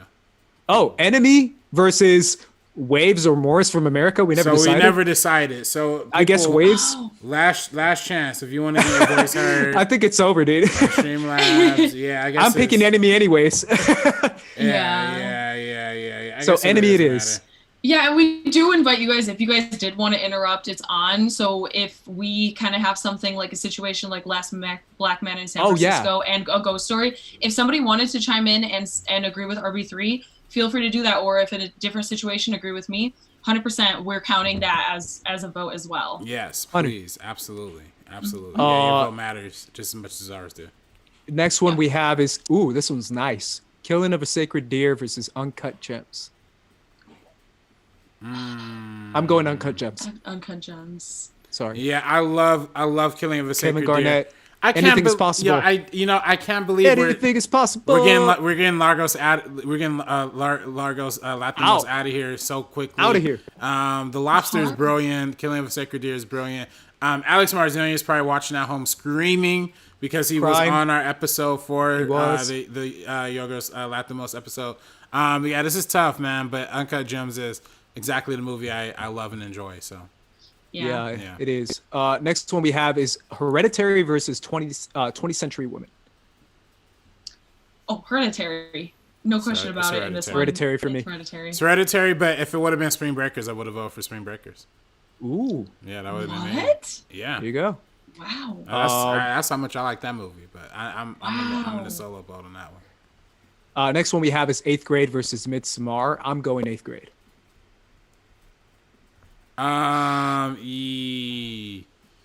Ooh. Really? Yeah, You don't eighth even like grade. Midsommar, Yeah, bro? eighth grade on that one. Eighth grade. I was like, what are you thinking about? This You're is outvoted, girl. really tough. I know I'm outvoted, but I honestly I could go either way with these. I obviously eighth grade is continuing, but come on, Midsommar. Wow, that's funny. But you know what? Part of me wanted to vote for Midsommar just to have a Hereditary versus Midsommar show off in the next round. That would have been fun. Well, we know the Yeah. result. Yeah, we do. Yeah. Next one we have is Disaster Artist versus mid-90s. I'm going Disaster Artist. Yeah, Disaster Artist. Yeah, I'm on going that one. Disaster Artist. Yeah, I didn't even love Disaster Artist that much because I Me read neither. the book. I really liked it. I thought it was fun and funny, but I actually barely like it. I read the book that it was based on, and the book moved me way more than the movie did. Actually, the book is much more about like an actor's journey and struggling to be in Hollywood, and the movie is just about Tommy Wiseau. And I get that they made it more marketable, but I think the original story is just way more fulfilling for somebody like me personally. So That's what's tough about these brackets is because like we have like eighth grade versus Midsommar, and then we have like mid-90s versus the Disaster Artist, and I feel more passionately about both eighth grade and Midsommar than I do about these two. Yeah. So it's just tough, but with these two against each other, yeah, I'm gonna have to go Disaster Artist, but I wouldn't normally put it this far up. Wait. It's just the position that it was in. Guys, was I asleep when we set the name The Death of Dick Long? Yeah. Did I sleep through that part? yeah, Why must have been didn't we typing. spend like 5 minutes laughing at that? Like, come on, y'all. Like, because he's dead. No, I'm playing. come on. I'm Dick playing. Long. Come on. Because we've got a lot of movies. Okay. bro. Yeah. No, I love it. Next one we have is Room versus Florida Project, and that's going to conclude our second round of this side of the bracket. Yeah. I'm going Florida Project. This is tough. I love Brie Larson in Room. I love Brie Larson too. I love In fact, Jacob I probably love her Tremblay. more than anyone. Yeah, Jacob Tremblay. Yeah. Jacob Tremblay too. Jacob Tremblay like, aside versus from Brie the other Larson. little girl. I forget her name. Oh my god, yeah, I I forgot. forgot. It's her the name little too, but kid she's battle? Great. Yeah. Duke oh it my out. god, I'm gonna Let's go. put I'm gonna gloves on go them. Room. I'm gonna go Room on this one. Okay. It's tough. Let's make it I a love both tiebreaker. of these movies. I love Yeah. both of these movies, but RB3 in the chat is going to sound off. Um, Let's see what the chat says and RB3 as you talk. Yeah, ahead. so the Florida Project for me, I personally, to me, I find it one of the most moving movies I've seen recently. I've said that before. I think the way it deals with the idea of poverty, the way it deals with the idea of being like at the bottom of society, having that juxtaposition of being set behind Walt Disney World and like, which is like supposed to be the happiest place on earth, and then having Yeah. this like rundown motel living, prostitute kind of lifestyle with a Yeah. young daughter. It's just so heartbreaking, but it's so current and it's so warm because it's from the kid's perspective, and she really doesn't understand what's going on that much. She's just being a kid. So She doesn't. it's to me it's moving, it's heartfelt, and I love Room, but yeah, Florida Project for me. That's tough. Yeah, it's Florida Project. Great breakdown, man. That was really good. Yeah. Let's go to the second round of the other side of the bracket. We have Ex Machina versus Locke. Ex Machina. Ex Machina. Yeah. RB3? I'm fiddling with these graphics. We said You're X still Mach- doing it? No, I'm just trying to get to the other side. Like, yeah, Okay. here we go. It was Ex Machina versus who now? Ex Machina versus Locke. Oh, Ex Machina. Even though Okay. I enjoy Locke and I enjoy Tom Hardy doing that one-man show thing. Yeah, Yeah. for sure. Shout out to Tom Hardy. Next one is First Reform versus A Prayer Before Dawn. I was going to say Spectacular Now, but we didn't choose that. I'm going First Reform. First Reformed. Yeah. I'm also RB3? going First Reformed on that one as well. Gotcha. Next one we have is Swiss Army Man versus Slow West. Matchup of the tones. Swiss do you Army think? Man versus Slow. That was tough, but I personally go with You Swiss love Army Man. Swiss on Army that Man, one. yeah. I personally go with Swiss Army I think Man. I'm gonna go Swiss Army Man. Yeah. Wow. Even though I like Slow West is a good mood piece and Michael Fassbender's incredible in that, but yeah. Next one we have is Life After Beth versus Good Time. Good Time. Good time. Good time. Yeah. Good time. I agree. I concur. Next one we have is this is one we're gonna be split on. Lady Bird versus Under the Silver Lake. Uh-oh. I'm going Lady Bird. Oh my gosh, this is tough. I love both of these for different reasons. It's RB3 really tough. RB3, what are you thinking, bro? Don't put me in this position. Bro, fight. I love Under the Silver Lake. It's so Hitchcockian. It's very Lady Bird, though. and We've talked about Lady Bird, bro. We saw it together. Yeah, but you know, neo-noir is one of my favorite genres of all time, and this is kind of like a modern. We shared a drink. We shared popcorn together. We shared popcorn. We shared tears. I keep going. Yeah. Bro, you held my hand. No, we shared tears, man. We shared tears. We shared tears, bro. Yeah, honestly, I'm so 50-50 on this one. I'm cool with it going either way because I love both of these for different reasons. It's actually a lot of what RB3 said, that like neo-noir, it is so weird, it's so ambitious. I love being caught in this journey with the main character Sam and Under the Silver Lake. But Lady Bird is such a charming, like, it's a generational story. It's so tough. It really is. And I mean, we did it, the Greta Gerwig episode. We talked about Lady Bird for a long time. And this is tough. I'm cool with it going either way. This is like the only time I'm going to do this, but I'm going to be neutral. I love both of these so much. Yeah. So whatever way you want to go, RB3. You want Switzerland? Yeah. What about you, RB3? Come on, man. Yeah, I think I might just have to go with Lady Bird on this one. Okay. Yeah. I love Under the Silver Lake, and I think it's great, but I think Lady Bird to me is almost a 10 out of 10, perfect to me. So yeah, I go with that one. Alrighty, guys. Moving on. We have The Witch versus Green Room.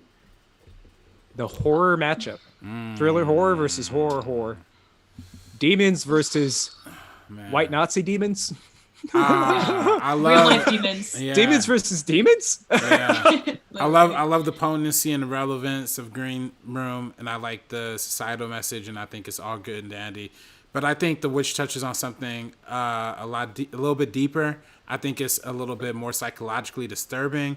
I'm watching The Witch, and I'm not scared about a lot of horror movies, but that one really got under my skin because it felt like the horror derived from the trauma within the family and within these characters, and that's the kind of horror that gets me the most intrigued. And then on top of that, the whole mythological connection that it has to like the idea of like the American West and the American myth and like the old school like patriarchal idea and religion and all these themes it incorporates. I could go all day talking about how deep I think The Witch is, so I got to go with that one. And with the same breath, I'll say Patrick Stewart's performance, the weird hauntingness of Green Room, Anton Yelchin, the juxtaposition of playing a punk rock band inside an alt-right Nazi group that is a terrorist organization. I'm going to Green Room. This is really, really tough. This is another one, but I'm gonna have to go Green Room. I've seen it a lot more times than I've seen The Witch. Wow, The Witch is out in the second round. I've talked about Green Room and The Witch. Oh, these are both great ones. This is a great matchup. I'm gonna have to go Green Room. Wow.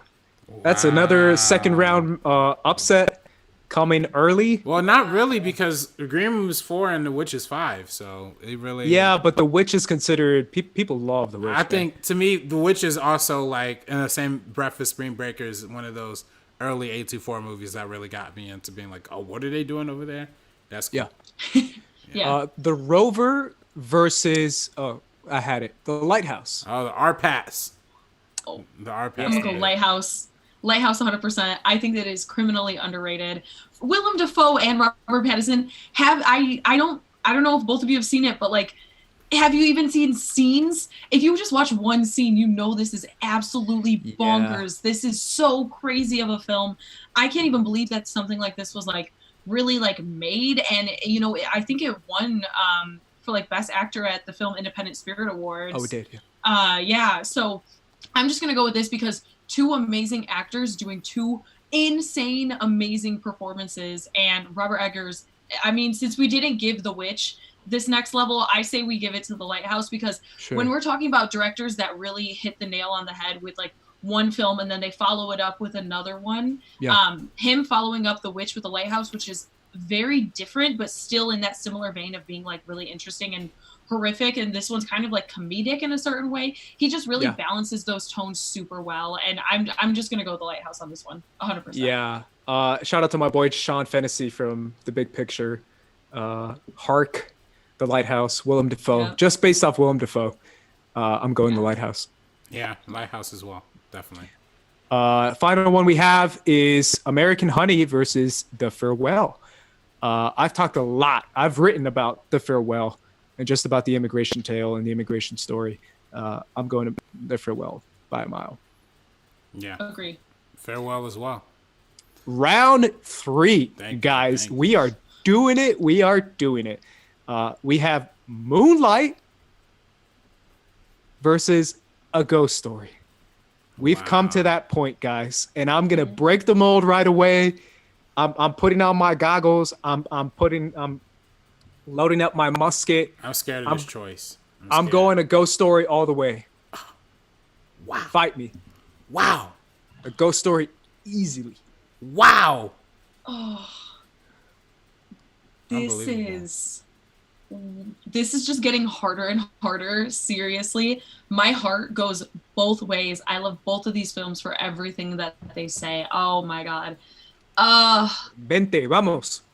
RB3, you choose first. Vamos. I can't do this. Yeah. Okay, so I'm coming in biased because I'm not the biggest Yeah, fan I was gonna of Ghost say, Story. RB3 So It's but- like what I am for Ghost Story, you are for Moonlight. Yeah. I think Moonlight's one of those all-time classic movies.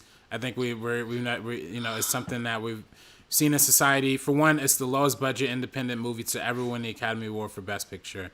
For two, it's also the A24 movie that won Best Picture, right? And that's just talking about the A24 relevance. But let's talk about the cultural significance too, right? The idea of like this black director, all black cast, all black crew, black editor, black screenwriter, all winning Oscars from this movie. Had a cultural milestone of telling this like pro LGBTQ story and the difficulties it has in the black struggle in the black community. I think to me it's Moonlight, and to me it wouldn't even be close between that and a Ghost. Let me say my piece, right? Because we're going back and forth. This is now we're getting into movie fights territory right here. Here we go. I like it. One of the most haunting movies I have ever seen. There's only one. There's 2 scenes of dialogue in this entire movie, yet it says more than dozens and dozens and dozens of movies that I've ever seen in the past. There are entire movies filled with existential dialogue and existential philosophy. And yet this movie says more than any of those other movies about existentialism, about life, about humanity, about survival, about family, more than any other of those movies. And yet it says so little. The visual storytelling in this movie is probably the best I've ever seen in any movie by far. Simply telling a story with a guy in a sheet with little holes cut out, and just the visual of him unable to speak, unable to communicate with his wife as he sees her life go right before his eyes, and he sees the generations grow along in that same house that he is stuck and haunted by, is one of the most horrifying, terrifying, beautiful stories I have ever seen by far. This movie won the best award for under $500,000 indie movie. It is a true, pure indie. A Ghost Story is one of the best movies I've ever seen. Literally my favorite scene, one of my favorite scenes like ever, and something that I go back to so much, is that interaction that like the 2 ghosts have with each other from like next door, and it's like, oh, like I'm waiting for someone who I don't remember, and they have sheets over them. They can't emote, and for some reason, and yet they emote so much. I don't. And yet you're crying as you're watching it. Okay. This right? to me, because I know, oh yeah, I cry, but I cry during both of these, and I love everything RB3 said about Moonlight, 100%. This is so hard. This would be honestly be my championship matchup out of everything in this bracket. These would be like my top 2. So the fact that also Hereditary. Oh, this is hard. But having these 2 against each other right now, I think I'm gonna have to go Moonlight on this. As much as I love A Ghost Story, Did you not hear what I said? I love that movie, but I mean, I thought I hit that like half court shot. What that was happened? beautiful. The half court, it did like this and it fell right out. This Fell movie, right out. This movie has no so dialogue, hard. and yet it says more than any other A24 movie on this list. That's why And I it has brought up no the scene. dialogue. It has one dialogue scene. They have sheets. They can't even emote. That is what gets me the most about that scene. This is so hard, guys. I'm crying, this y'all. This is the hardest. I would love a ghost story. This is so hard. I would love it to make it to the end. You're putting this on my back. This is hard. My heart is broken for both of these. I love both of these, but I am going to have to go Moonlight. The score is incredible. The score is freaking incredible. Even the song that they have, Casey Affleck. The song is great. His song is so great, and it is so well. I hear that all the time, and I cry, and I'm like, bro, this song is gangster. That scene with the cinematography. This movie costs less than $500,000. Okay, y'all. but when you talk about even get a cinematography conversation started. If we're gonna talk about Moonlight, because Moonlight literally inspired entire waves of people shooting the way people shoot black people now. Like if you've seen Insecure, if you've seen any kind of TV show, that it takes directly from the Moonlight template of shooting people of color. And I think, you talk about the cinematography influence, the editorial influence. I mean, the way it was so honed in specifically on the individual character drama of this young teen, the 3-act structure that it executed perfectly with the 3 actors. To me every single actor that they got on this film was absolutely incredible. They just hit the nail on the head with it, and the representation and everything that it says. That's why I have to pick Moonlight compared to a ghost story. This is hard. This the pie is so eating hard. scene, fam. Yeah. Oh, but okay. The pie eating scene, fam. That is all great, but then when I also just think about Moonlight, and I think of the lines of dialogue that just hit me in the heart, and even the cinematography and everything, and those. Oh, and Mahershala's Ali. first Oscar. Yeah. Mahershala Ali. It's an 8-minute scene of Rooney Mara eating a pie. That should be a mic drop right there. 8-minute single shot. The camera doesn't move. This is hard. That's beauty. We can't deny. My heart is literally broken right now. Right. I haven't even been yelling. Otherwise, we'll be here forever. No. Yeah, I'm just lost. 1 I second. gotta My take heart is that L. broken. I know I had to break this tie. My heart is broken to pick between these two beautiful, incredible films. But yeah, I am gonna go Moonlight. It's too special, and so is A Ghost Story. But this one is just, I don't know. It's hard. Yeah. Alrighty. So we're moving on. We have Enemy versus Uncut Gems. This we're is getting tough. hard. This is tough. We're getting hard here, right? Because I really do feel like Denny's directing style is so different from the Safdie brothers. Like it could almost be opposite. Worlds apart. Yeah, for sure. And Jake Gyllenhaal, if you really look at the thematic elements, like RB3 and I, when we talked about it, RB3, it is kind of strange, the thematic elements, if you want to debate that, right? The idea of desire, the idea of sex, the idea of masculinity, as far as men desiring what they can't have, and it's this whole kind of weird, kind of outdated thing, to be honest. So maybe that's the only knock against it, but other than that, it's Jake Gyllenhaal giving an incredible performance. I still feel like Jake Gyllenhaal was robbed for a nomination in Nightcrawler, but at the same time, Uncut Gems gave us Adam Sandler's incredible performance, which is an Oscar-worthy performance as well.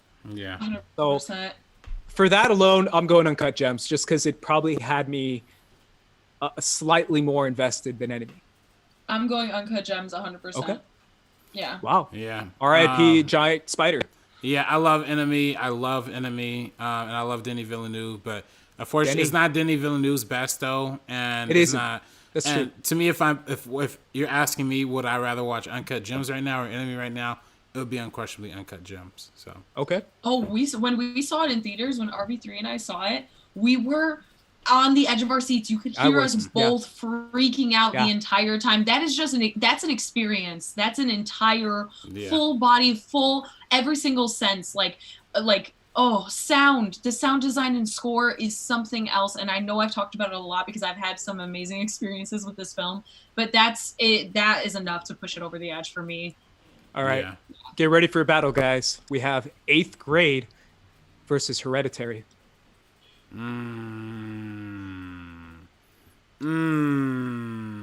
Hereditary. Little girl Sorry. in a hard trauma versus little girl doesn't quite make it for chocolate allergies. A little girl. Oh, it's the little girl battle. That's fun. Yikes, fam. I'm gonna go Hereditary easily. Easily. No. Yeah, 100%. I think this Hereditary is hard. was my number 2. I put Hereditary as like my number 1, but I still think it's hard. Hereditary is my number 2 of the entire decade. This is easy for me. I got it. Yeah, Ghost Story was easy for me, and I thought I nailed it with that, but I guess I can't put a name on y'all. You did nail it. You absolutely nailed it. Listen, 8th grade, you got to understand. To me, personally, I think this movie, I think 8th grade is for people in 2019 what Social Network was for people in 2010. I think 8th grade really speaks to a generation in a way that no other movie really speaks to a generation. I think that 8th grade significance in terms of it having a successful transition from a YouTuber being a successful filmmaker, somebody who, you think you see YouTubers and, they're making a movie and, it gets good reviews. You think, it's just going to be goofy, silly, fun. Like, no, this was one of the most heartfelt movies, one of the most purposeful movies of all times too. Like the choices are made directorially, like from the use of slow motion to certain shot composition to make her feel small and the rest of the world feel big, and like the way it told his story I think was absolutely masterful. And I love Hereditary. I think is one of the most horrifying movies recently, but I think 8th grade speaks to something that's so relevant and prevalent for a lot of people in today's generation. So that's why I would give my personal vote to 8th grade, but I could see this is probably headed towards Hereditary. Yeah, I love 8th grade. I think it's one of the most impactful movies that I've seen, but Hereditary gave me 2 of the best performances I've seen in a minute. Yeah. And it really is a haunting, horrifying. Everything you said about The Witch is what I feel about Hereditary. Just the horror inside of family dynamic and the way horror and demons can tear someone down psychologically is more impactful than any other jump scare that I've ever seen in any horror movie. Yeah. Hereditary. I have never been affected by a film the way I was with Hereditary. I love horror films, but this one just terrified me to my core, and it is insane that something like this could do that, because everything that he does, from the performances to his directing and all of that in between, it is just something else, because Ari Aster is telling this story of mental illness, grounding this entire big cult satanic ritual stuff with mental illness and grief and family trauma. It starts out by the matriarch of the family passing away, and then how that family deals with it, and then everything. I'm like shaken up by talking about it, because it literally it shakes me to my core 100%. And the way that Annie deals with it going forward, and then also deals with the death of her daughter, it really is just the entire psychological breakdown of a family that you're watching before your very eyes, and mixed in with whole satanic cult everything. This is everything I could possibly ask for in a film. I felt every emotion. I was like sad, I was terrified. This is what I want to see in a film like this. This is something way more profound than anything that I've ever seen. So I'm saying Hereditary. Next one we have, we still have 2 rounds, guys, or 3 rounds, I think. Is Disaster Artist versus Florida Project. I think we can make this one quick. I'm going Florida Project. Florida Project on that one, absolutely. Yeah. All right, guys, we're moving on to the other battles. Moving on to Ex Machina versus First Reformed. Now this is where hot take RB3 might have to come into play here, because I'm gonna break it. I'm gonna stop your hot take. I'm gonna stop you dead in your tracks. I'm going Ex Machina. Oh, okay. So there you go. Yeah, I figured y'all go Ex Machina on that one. We talked about it in our Alex Garner episode. I don't love that movie as much as maybe everybody else. Well, I don't know, man. You could sway Sabrina. Maybe Sabrina wants.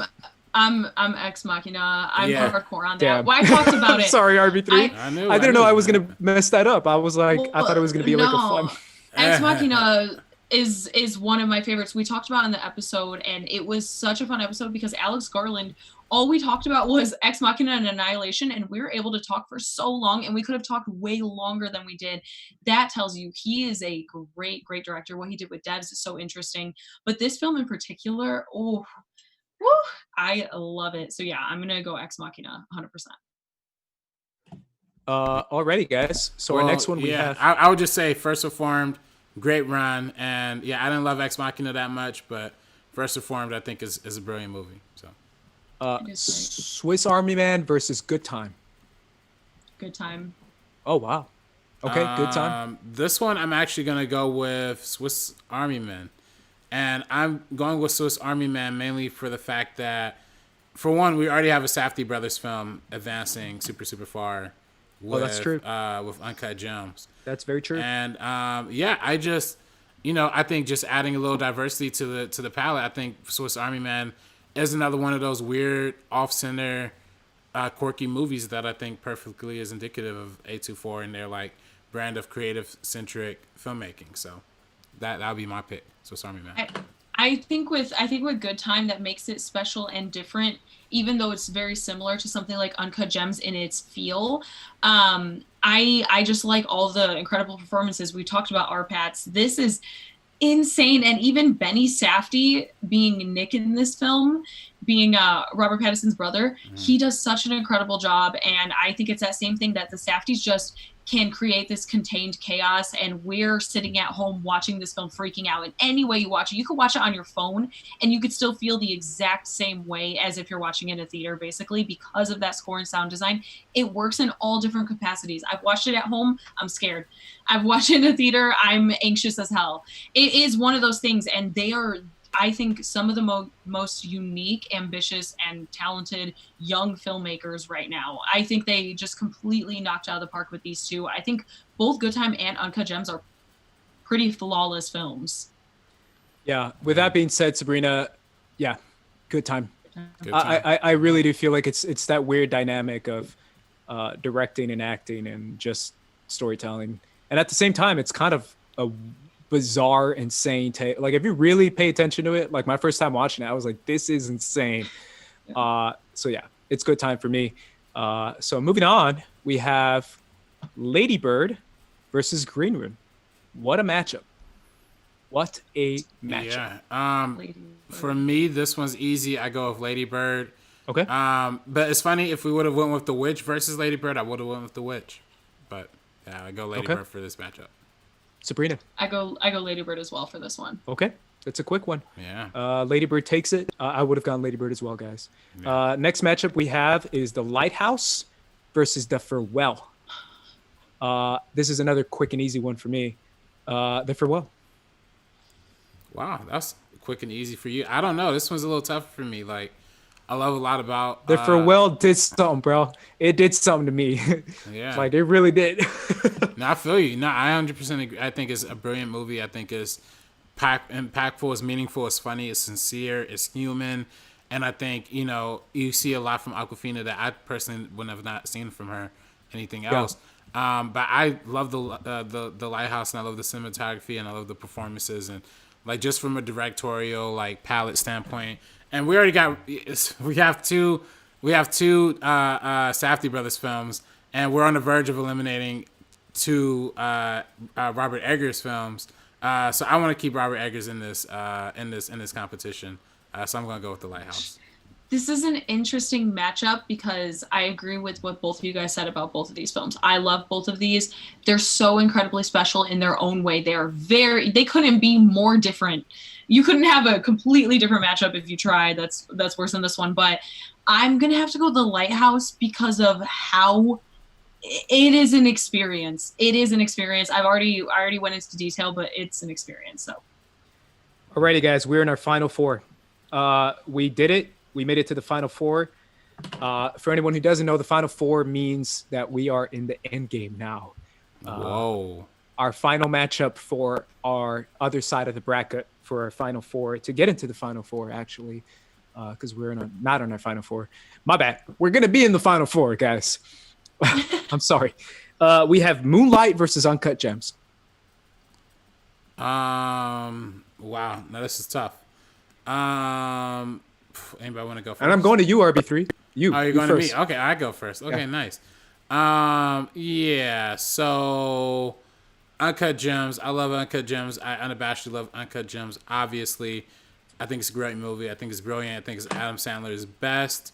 And I think just the way it merges genres and being an Adam Sandler movie and a weird acid trippy thriller is absolutely amazing. But like I said, Moonlight is one for the generations. I personally consider one of the best movies of the decade. And I think Moonlight, like I've said before on this podcast, I was in film school, and for most of film school was only one movie, and that was Do the Right Thing. And then, after post Moonlight became the second one of those. Like we saw in every class, broke it down, analyzed it from all types of perspectives and every way you want to look at it, from editing, from performance, from storytelling, to cultural significance, to message, to societal implications, to the greatest Oscar debacle of all time with La La Land. I think, to me, there's no question it would be Moonlight. So. Sabrina. I agree 100% for everything Really? I said when it was in the last round. Yeah, this is really tough. I love both of these, but Moonlight is just something completely special that I can't. It's so hard. So R.I.P. Kevin Garnett. Anything is possible, even though it's not possible What would you have right picked? now. I probably would have picked Uncut Gems. No. Damn. Yeah. Yeah, you don't like Moonlight. Moonlight is in the final four, guys. It is official. Moonlight is in the final four. Moving on, we have Hereditary versus The Florida Project. RB3, I'm going straight to you again. Well, this is one that unlike the last one, I got the popular side. This one, I'm going to be on the unpopular side. I'm going to go for a heavy yes on The Florida Project. I've spoken passionately about how much I love The Florida Project. And to me, again, great movie, great in terms of the context of what it's speaking on. I think it's just quietly meditative, and Sean Baker is one of those inspirational filmmakers to me that's always inspired me. I talked a lot about how Tangerine, how it being shot on the iPhone really moved me and inspired me, and The Florida Project being the next evolution of that. Yeah, I can't help it. And it's funny because if you literally notice, for the last matchup, the number one was Moonlight and number two was Uncut Gems, and this one, Hereditary is number one, and number two is The Florida Project. And I think that's perfect. And I love The Florida Project. And I think that, to me, it just moved me in so many ways that I think is uncanny and unphantom. So that's, for me, my pick. Sabrina, you just went off on like a 5-minute speech about Hereditary. So I'm assuming you're going to say Hereditary? It's Hereditary. All the reasons I So said it's before. all up to me. This is terrible. I almost want to give it to the chat instead. Because people, let's see what the chat says, actually. Albert Stillwell says Hereditary. Joker Chaos says Hereditary. Brandon Hanna says Hereditary is my jam. PC says maybe I need to rewatch Lady Bird. Yeah, that's not what we're talking about right now, but absolutely rewatch Lady Bird. Hardest says Hereditary. Kate Van D says H, which I guess she means Hereditary. Hereditary. Larry Lease donated a super chat. Thank you, Larry Lease. He said, hit that like button. Yes, absolutely. Hit that like button. We're going for an extra long stream today. So we get this extra long. A24 Hell yeah. Brian. We're in it. Yeah. We're in it right now. Oh, yeah. Sahil, man, I'm going to mispronounce your name, brother. Sahil Makinjani says The Florida Project. Saad says Florida Project. And so does Ranzel says The Florida Project. Wow. Yeah. I saw this movie in theaters and I immediately was blown away, disturbed, and I wanted to show it to my family, and I explained the premise to it. I bought the Blu-ray. I brought it home to my family. They loved this movie. We had an amazing family experience watching this. I tweeted about it. I'm going Hereditary. Okay. Sorry. I mean, that's the choice. It's a choice. RB3 is mad. RB3 is mad. It's respectable. I can see. I understand. So for the next round, we have Ex Machina versus Good Time. I'm going to go Ex Machina. Wow. Yeah. RB3? Yeah, this one, I'm actually going good time on this one, and Ex Machina. I've said before, I think is good. It's not the greatest, but I think since we, this is kind of actually a good counter argument for what I said last time. But since we eliminated our last Safdie Brothers movie with Uncut Gems, I'm happy to have them represented here with Good Time. So that's where I would personally go. I do like Uncut Gems better than Good Time, though. Not to compare the two, but I do like Uncut Gems better. It's tough. I think. I obviously am Ex Machina. Yeah, you already said Ex Machina, and here's my thing. We talk, this whole channel, we talk a lot about indies, and we talk a lot about how to shoot indies and what is represented in indies. A lot of it is script. You're not going to get a movie green light or green lit without a really good script. To me, this is about science fiction. And how do you do science fiction in a low budget manner? I talked a little bit about The Vast of Night, a movie that I really do think nails science fiction in a low budget manner. There's other movies like maybe Upgrade that I think is an underrated science fiction low budget movie. I think low budget science fiction is one of the most beautiful, pristine things one can do in film. I really mean that. Coming from a George Lucas fan, coming from a James Cameron fan, low budget science fiction is beautiful. I'm going Ex Machina. Ex Machina is in the final four. Wow. Damn. Alrighty, guys. Damn. That's so crazy. Our final matchup. We lost both Safdie Brothers movies too. Our final matchup to get to the final is Lady Bird versus The Lighthouse. Yeah. See, this one's tough, but I'm okay with saying Lady Bird on this one. I'm okay with living with Lady Bird on that. The same way. I feel the exact same way. Obviously, I've talked a lot about this movie, but I feel like Lady Bird is that generational film. It's the movie that made people think Greta Gerwig should be nominated. More women should be telling more stories that are centered around women because they can be beautiful, they can be impactful, and they can have an impact on both men and women. I'm going Lady Bird. Yeah. Alrighty, guys. So our final four, we are doing it. Our final four is in. We have Moonlight versus Hereditary to make it to the finals. Moonlight versus Hereditary. RB3, I'm sure you're feeling very salty right now. I already know where this is gonna go, and yeah, it's unfortunate. You're pissed. I just know. I know. We have Hereditary. A vote for the final four. Can we at least get? Come on, Streamlabs, anyone. Super chat, please. You can have a vote in this. Yes, how about that? Please. Yeah, I sent it in the chat. This is tough because you know kind of where we're leaning, but I'm so because of how much I love Moonlight. The fact that I chose Moonlight over a Ghost Story just kind of shows. I do love Moonlight as much as I love Hereditary. I do love Moonlight. This is really, really, really tough. So if you guys want to send anything in, Streamlabs, Super Chat, the link is there. I want to hear what you guys have to say. Let's look at what the chat is saying right now. Saad says Moonlight. Average Joe says Moonlight. Pardis says Hereditary. Albert Stillwell says Moonlight. PC says Moonlight Easy. BCD says Moonlight. Kate Van D says Moonlight. The Cali Kid says Moonlight. Sahil says Moonlight. We're getting a lot of Moonlights in the chat. A lot of Moonlight. What do you think, it's Sabrina? Because obviously it's between you and RB3. Yeah, I mean, this is like a really, really tough matchup because these two are the heavy hitters of A24 in my opinion.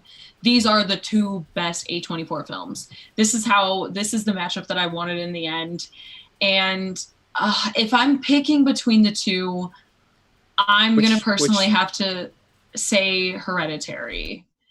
Wow. Tough. It's tough. I'm so sorry. Brendan_Hannah donated $20. I love Hereditary but still haven't seen Moonlight. Here's some money anyways. Sorry. Did he say still haven't seen Moonlight? He still haven't seen Moonlight. Yeah, Thank you, Brandon Hannah. Thank you. Thank you. Wow. So, I mean, listen. RB3. I can only defend Moonlight. I have something to tell you. What's I'm sorry. What's up? What's up? I am your mother. Yo, Don't you dare talk to me like that, RB3. I am your mother. Hereditary. oh my The god. best performance, the best performance I have ever seen in my life. Dead ass. I have never seen a performance that good. Oh my god, the biggest snub ever. Toni Collette in Hereditary. Seriously, I can't deal with it. That was so great, Andres. Yeah, I don't know. I'm man. sorry, RB3. Yeah, I don't- Hereditary is in the finals of the A24 bracket. Let me speak my piece. Presented by First Cut. Let me speak my Yeah. piece on Moonlight real quick because it's going out like this. But again, people, this is if besides this bracket, look at what it did for A24. It put them on the map. It literally won the Best Picture for A24. It again cultural milestone for everything that it achieved in terms of accelerating Black cinema to a mainstream level, accelerating gay cinema into a mainstream level, and it told a heartwarming story that drew in on some of the excellences on all key aspects of filmmaking in terms of editing, sound design, cinematography, acting, and performances. And of course, Barry Jenkins is one of the most brilliant minds in the entire world. Again, we lost both Safdie brothers films, and we lost both both Forever Eggert films. And unfortunately, we lost a couple. We lost a ghost story, but we also lost a couple too. We like, lost Barry Jenkins and Lulu Wang. We lost their duo together. Hey, I lost Under the Silver Lake, guys. This is the hardest one. Yeah, for me. I lost a ghost story, so I'm still salty. Oh, about okay. that. I can honestly RB3. No, don't do it. Hey, I there already you go. wrote it in. There you go. Oh God, guys. I'm I already losing wrote it. it in. Can somebody? I'm sending the link Yeah. again. If somebody has a reason why they love either of these movies, please send it in. Please send it in the Sure. chat. Do something like that We need a because tie. But for our bracket, is we gotta decide hard. because we can't do three hours. oh, and I know this is so hard. Honest. so- All right. I'm going Hereditary's to, in the finals, guys. I'm going Moonlight. Andres is Hereditary. Where are you going, Sabrina? I already picked Hereditary. This is painful. This is so painful. This is so hard. Uh, All right. Bruh, Damn. I feel like Can Bruh. I move on to the next one for a second and still think about this one? This is Fine. this tough for me. I'll allow it. Okay. Yeah. Okay. Because Our guys, final this is so matchup hard. to get to the finals for the final four, to get to the finals for the other side of the bracket, we have Ex Machina versus Lady Bird. Ex Machina wow. versus Lady Bird. Bird on that one. Whoa. I'm gonna go Lady Bird. Yeah, I'm gonna go Lady Bird on that one. I think this film, I mean, we've touched upon it so many times, so I'm not gonna go too deep into it. And honestly, we have a lot of the meaning of episodes where we talk about a lot of these films. So if you guys want to check out our Greta Gerwig, our Alex Garland, our elevated horror, art house horror episode, we get into a lot of these in detail. But I think Lady Bird is something so complex and profound in such a simple film. It is just a young teenage girl in the early 2000s. She's that whole alternative. She's not the best person in the world. And our protagonist it portrays, sometimes we never really get to see women be less than perfect. And this really shows all of her flaws right at the center. She's not perfect, and that's okay. And she still deserves happiness, and she still deserves great things. And I love everything that it deals with. It is so relatable to any person. It doesn't matter. It doesn't matter if you were ever a teenage girl or not. You will connect with this film if you've just ever grown up and you've ever been a person and you've ever just had these experiences. 100%. I'm gonna have to go Lady Bird on this one. And I love Ex Machina, so. RB3, go ahead. I'm assuming you're going Lady Bird. I am going to be going Lady Bird on this one. I enjoy Ex Machina. I think is dope, and I think it's brilliant. And it was one of the big hits that they had, and it won the visual effects Oscar in a year that was very competitive, and I think that's amazing. It speaks to the quality of the movie. That being said, I love Lady Bird. I love everything that Sabrina said. It's relatable, it's heartfelt, it's genuine, it's surprising, and everything about it, I think, is just amazing. So. Andrew Garfield Ramirez donated $10. Just to make Sabrina mad, and even though I don't like Moonlight for taking the Oscar from La La Land, I go for Moonlight. That's why Andres is salty. That's why he's so anti-Moonlight. Nobody goes after my beautiful La Land. No one. Yeah. I'm playing. Alrighty, guys, we're going back to it. Moonlight versus Hereditary. We got to decide because Lady right, Bird is in I the know. final. All right. I Apparently, the chat's really mad at us, Sabrina. Or mad at me, at least. Well, that's the thing is, like, I'm so 50-50 on both of these. At the end of the day, I'm trying to look at it from every single angle, I am gonna go Moonlight. Yes. Moonlight. Woohoo. Yeah. Yeah. No one I else gotta got do that. Alrighty. Yeah. Our final, it is Moonlight versus Hereditary for the ultimate A24 bracket. Not again. Moonlight versus Lady Bird, right? I'm so sorry. Moonlight versus Lady Bird is our final for the ultimate A24 bracket challenge. Drum roll, please. Sabrina. Moonlight versus Lady Bird. Give me Go to me last. RB3. Moonlight versus Lady Bird. Sheesh. Okay. So yeah, I love these movies both. I love both of these movies. But yeah, it wouldn't be right to say that I'm not personally going to go with Moonlight. That's just me. And I are going to go with Moonlight. Say what? What you said? You said you're not going to I go am with going to go with Moonlight? Moonlight. If it were for okay. me not to go Moonlight, just because I love that Okay. movie so much, and it means so much to me. It's so important to the art form of cinema. So that's what I go with. And I love Lady Bird, and I think it's an amazing film. But yeah, I gotta go Moonlight on this one. Sabrina. This is tough. I connect to like both of these films in such different ways. Oh gosh. I think I'm gonna say Moonlight. I think Moonlight has to take it.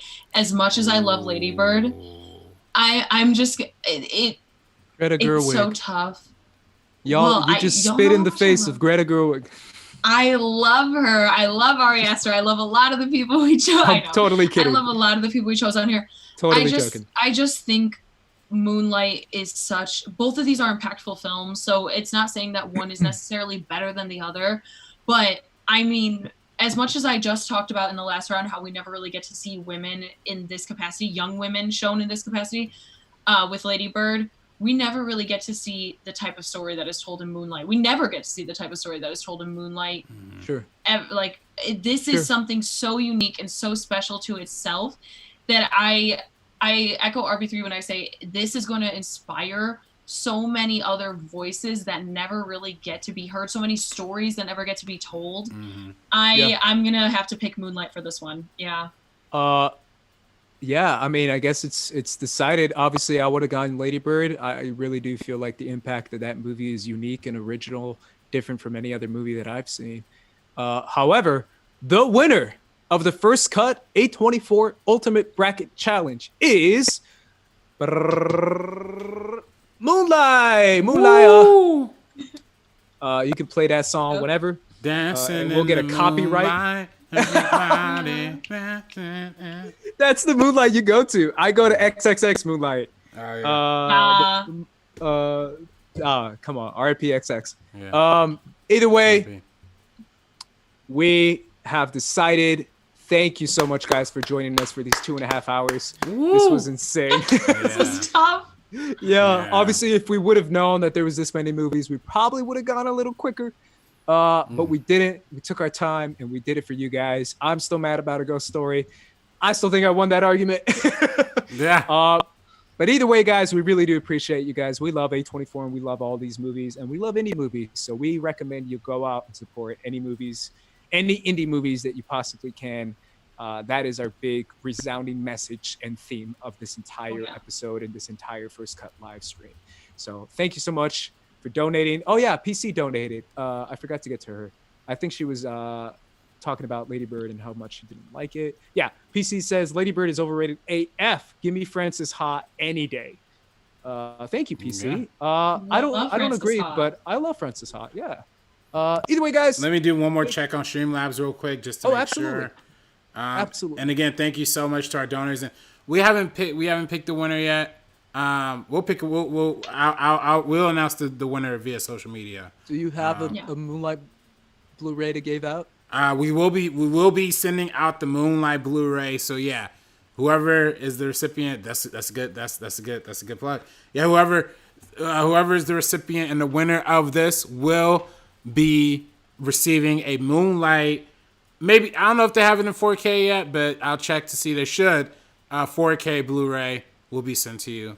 Thank you so much. You know what we should do? We should tweet out our final four as well, just to let the people know where our heads are at, and we can have them yell at us. That'd be amazing, right, guys? Yeah. Either way, guys, we really do appreciate you guys. Any Streamlabs, RB3? No, nothing new. Thank you guys so much for joining us. This was a lot of fun. Obviously, as we said before, we all love movies, and we love celebrating movies with you guys. So thank you for joining us. First cut to 4K. Sabrina, where can people find you? Twitter and Instagram at Sabrina X Monica, and then also on Twitter at Sabrina on Film. RB3. Find me on Twitter, Instagram at Director RB3. We just had a Streamlab come in from Smack Talk. He said, "Love y'all. Thank you so much, Smack Talk, for the donation. Thank you." Obviously, guys, you can find me at Squad Leader Ace, and you can find us at First Cut TMO. Remember, guys, retweet that pinned tweet, and you could possibly get a Moonlight Blu-ray for the First Cut Live crew. Till midnight tonight. Till midnight tonight, with Sabrina said. Peace out, guys.